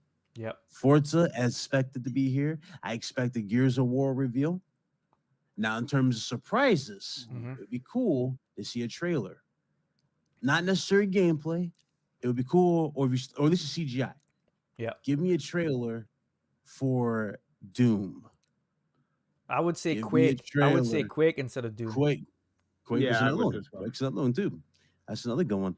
Or hell, I don't know. Was Elder Scrolls talked about before? I guess when we had something about Elder Scrolls. Yeah, I think it's in development, because we know that already, but it's early, and they said they will not be starting full production until Starfield's out the door. Okay. So obviously Starfield, at least a more polished look at Starfield, a better representation of Starfield would probably, I would say absolutely here. Where's the other game they had on the showcase, or they had in general? I want to see Contraband. Yes. Absolutely. I forgot about that game. I forgot about that. Yeah. Mostly because when it was the Steely Dan music came on, I'm like, oh yeah, I'm down for this. Straight away. I hope that knocks out the park. There's the one that is it Project Dragon? I don't think has been announced yet, but it's or if it has, it's the one that the Hitmen, the team that make Hitman, IO Interactive. They're the ones that are supposed to be making get this exclusive game for Xbox. So I mean, they're busy in general, because if I remember correctly, they're making the James Bond game. Yeah, they're making that too, and we haven't heard nothing about that too. So that'd be cool. We got I'd like to see that as well. Yeah, that'd be cool if they like got some marketing thing going on for that. And they're aggressive, and we saw both. Trailers for both. That'd be great. Yeah, that'd be good. Showcase. I'd be on board for that. The other game that I would. Even though I've been hearing so much about this, you guys already know. I don't know if you guys are 50-50 on whether or not this game gets canned or not. Me personally, at least give me an update on what exactly is happening with Perfect Dark. Oh, I thought you were going to say Everwild. That was the other one. Everwild's done. I don't think Everwild's going to see the light of day, because the thing about Everwild, I even said this to my friend Devsinger. He's a big Xbox dude, because I gave that team flack, and then I saw the Everwild. I was like, you know what? That should look good. And then when I got the report saying he got scrapped, I'm like, why? So I don't know. I don't know what to think of Everwild. I don't know if it's a new art direction they're going for, if it's a new style. I don't know. But Maybe a trailer for Everwild. Yeah. Maybe. I've got a theory that it was going to be its own sort of single player type thing, but they've seen the success of Sea of Thieves, and because it's rare, it could turn out to be another open, like another living world thing that they're going to try and clone the Sea of Thieves sort of style. You know what, Microsoft, if they really want to get the market, the mind share back though, and again, this is more of those fantasy. I just put it out there. But what if Phil Spencer got on stage and said, you know what? I know you guys have been disappointed. So guess what? Everybody goes, what? No, we're no longer charging you online to play our games. Yeah. That'd be a Xbox good Gold one. has been scrapped. Yeah. Well, Game Pass is still a thing. You gotta pay for Game Pass. But guess what? Gold is not required to play online. Gold will just give you benefits in regards to Game Pass. Yeah, That's something, because that mend the gap. You know what I mean? Because everybody keeps talking about that. PC gamers don't gotta pay for this. Console gamers gotta pay for that. How about you eliminate that altogether? Make it very flush going across. That transition is even more better. Yep. certainly would put pressure on Sony to do something and like similar. So That's Yeah. something. But Good show. Good show. Well, it's been an awesome show, chaps. Thanks for BitCloud jumping in on that nice topic at the end there, the big one, what Sony need to do going forward. And I think it's just Sony need to kick up the arse from Xbox, and we have to hope this showcase, at this point, it's not even just hope, Xbox need to hit this showcase. They need to. So we're going to hold them to it. But chaps, it's been an absolute blast. Let people know. Wait, transition back over to the main screen there. Let people know where they can find you, of course. And first of all, BitCloud, it's a pleasure having you back, brother. We've got our big final prediction show for the Xbox showcase next week. So you best show up for that. I want to hear your wildest ideas and your hopes and dreams. oh yeah. But yeah, That'll let be people know fun. where they can find you, brother, and what you've got coming up. Yeah, man, thanks for having me. As always, good to see everybody. Good to see Mick. Good to see your brother. Of course, you Dutch. Of course, everybody. In the chat. Good to see everybody. You can find me, Big Cloud Gaming, YouTube, Twitch, Twitter. You can also find me at Lognet or lordsofgaming.net for short. I'm a writer there. And also, if I'm not on this social media or anything, I'm either on the PC playing damn Yu-Gi-Oh! Or I'm on my damn PS5 actually playing these games. So that's your find me. Thanks for having me as always, and hope you guys enjoyed the rest of your day. You can also find me on the RGT podcast on Fridays, live at 5 p.m. Eastern Standard Time. Nice. Awesome stuff. Next, but certainly not least, Mick, let people know where they can find you, brother, and what you've got coming up. yeah, see you Tuesdays, every Tuesday at 8 p.m. British Standard Time, as we are at the moment, with yourself and Chris and Jen and anybody else who's along that way at the time. Back on with that. Obviously, I am on Twitter and all the rest of it, and I stream with Sightless Combat on Sundays. Not this Sunday though; I'm away this weekend. But Nice. off to my parents, take the kids. But yeah, usually Sundays with Sightless, playing whatever he feels like doing that week. They are having they are going to be doing a Diablo weekend, so I'll be. Having not bought that, I won't be along for that one whenever they do that. But yeah, I will be usually there playing Sea of Thieves, Gears, whatever. You're not buying a mini fridge for Diablo? Everybody's getting them. Getting them beverages ready for Diablo. Go ahead.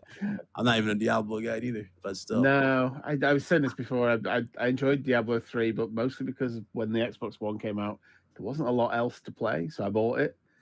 So it's kind of like you just naturally wasn't kind of adapt to it and just like, what, just not have that. Yeah. But there's not. I've got too many other things to play now, so I'm all right. I can give it a pass. I'll probably pick it up when it's in a sale. Yeah. Yeah, that's fair. And how about you, Dutch? Where are you, man? Yeah, as always, everywhere. So after this, I'll be on Primetime Gaming with Boom and Friends in about 2 hours' time. and the rest of the week's relatively quiet. Next week, however, is when it kicks off big time. So, of course, Tuesday, we will have the Save Tuesdays playcast. Wednesday will be our final prediction show for the Xbox Showcase. Thursday, we'll be covering the Summer Game Fest Showcase from Jeff Keighley.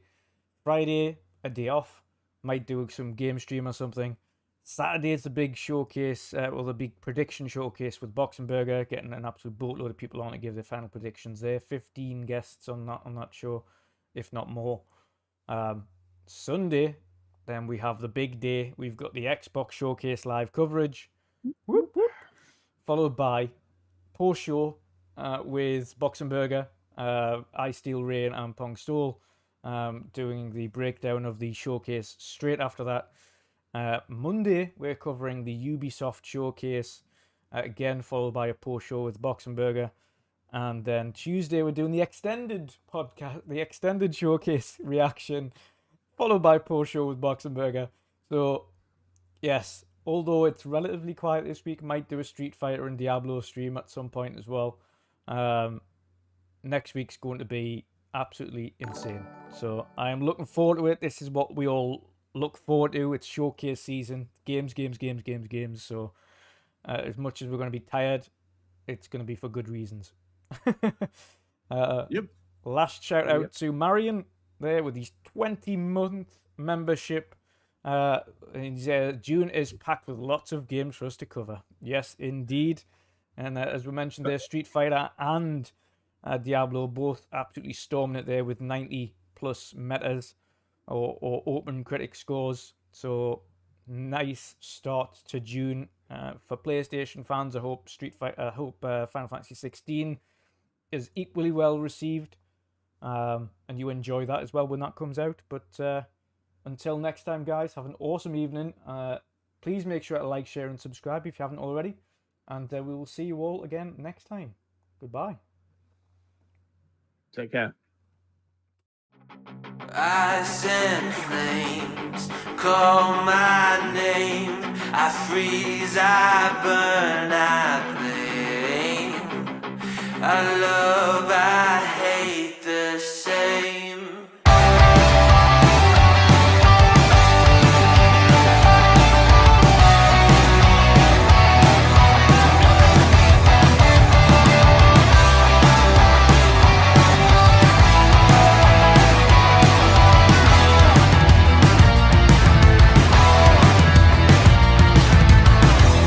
It's on my face, I cannot hide from the mistake my parents made. I'm never moving on.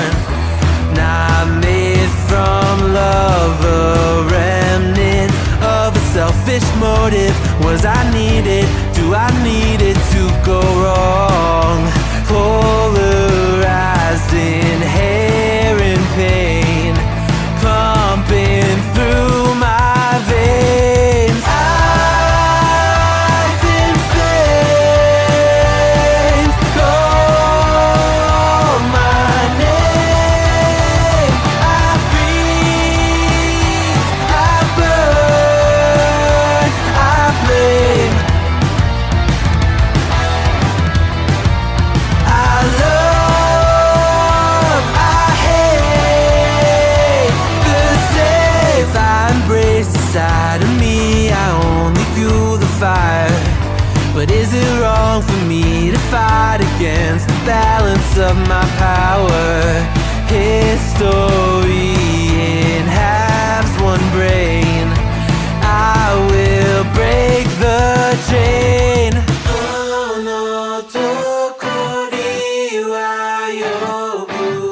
Moeru rame koru to boku no ai to kirai ni iru. Oh no, tokori wa yobu. Moeru rame koru to boku no ai to kirai ni iru.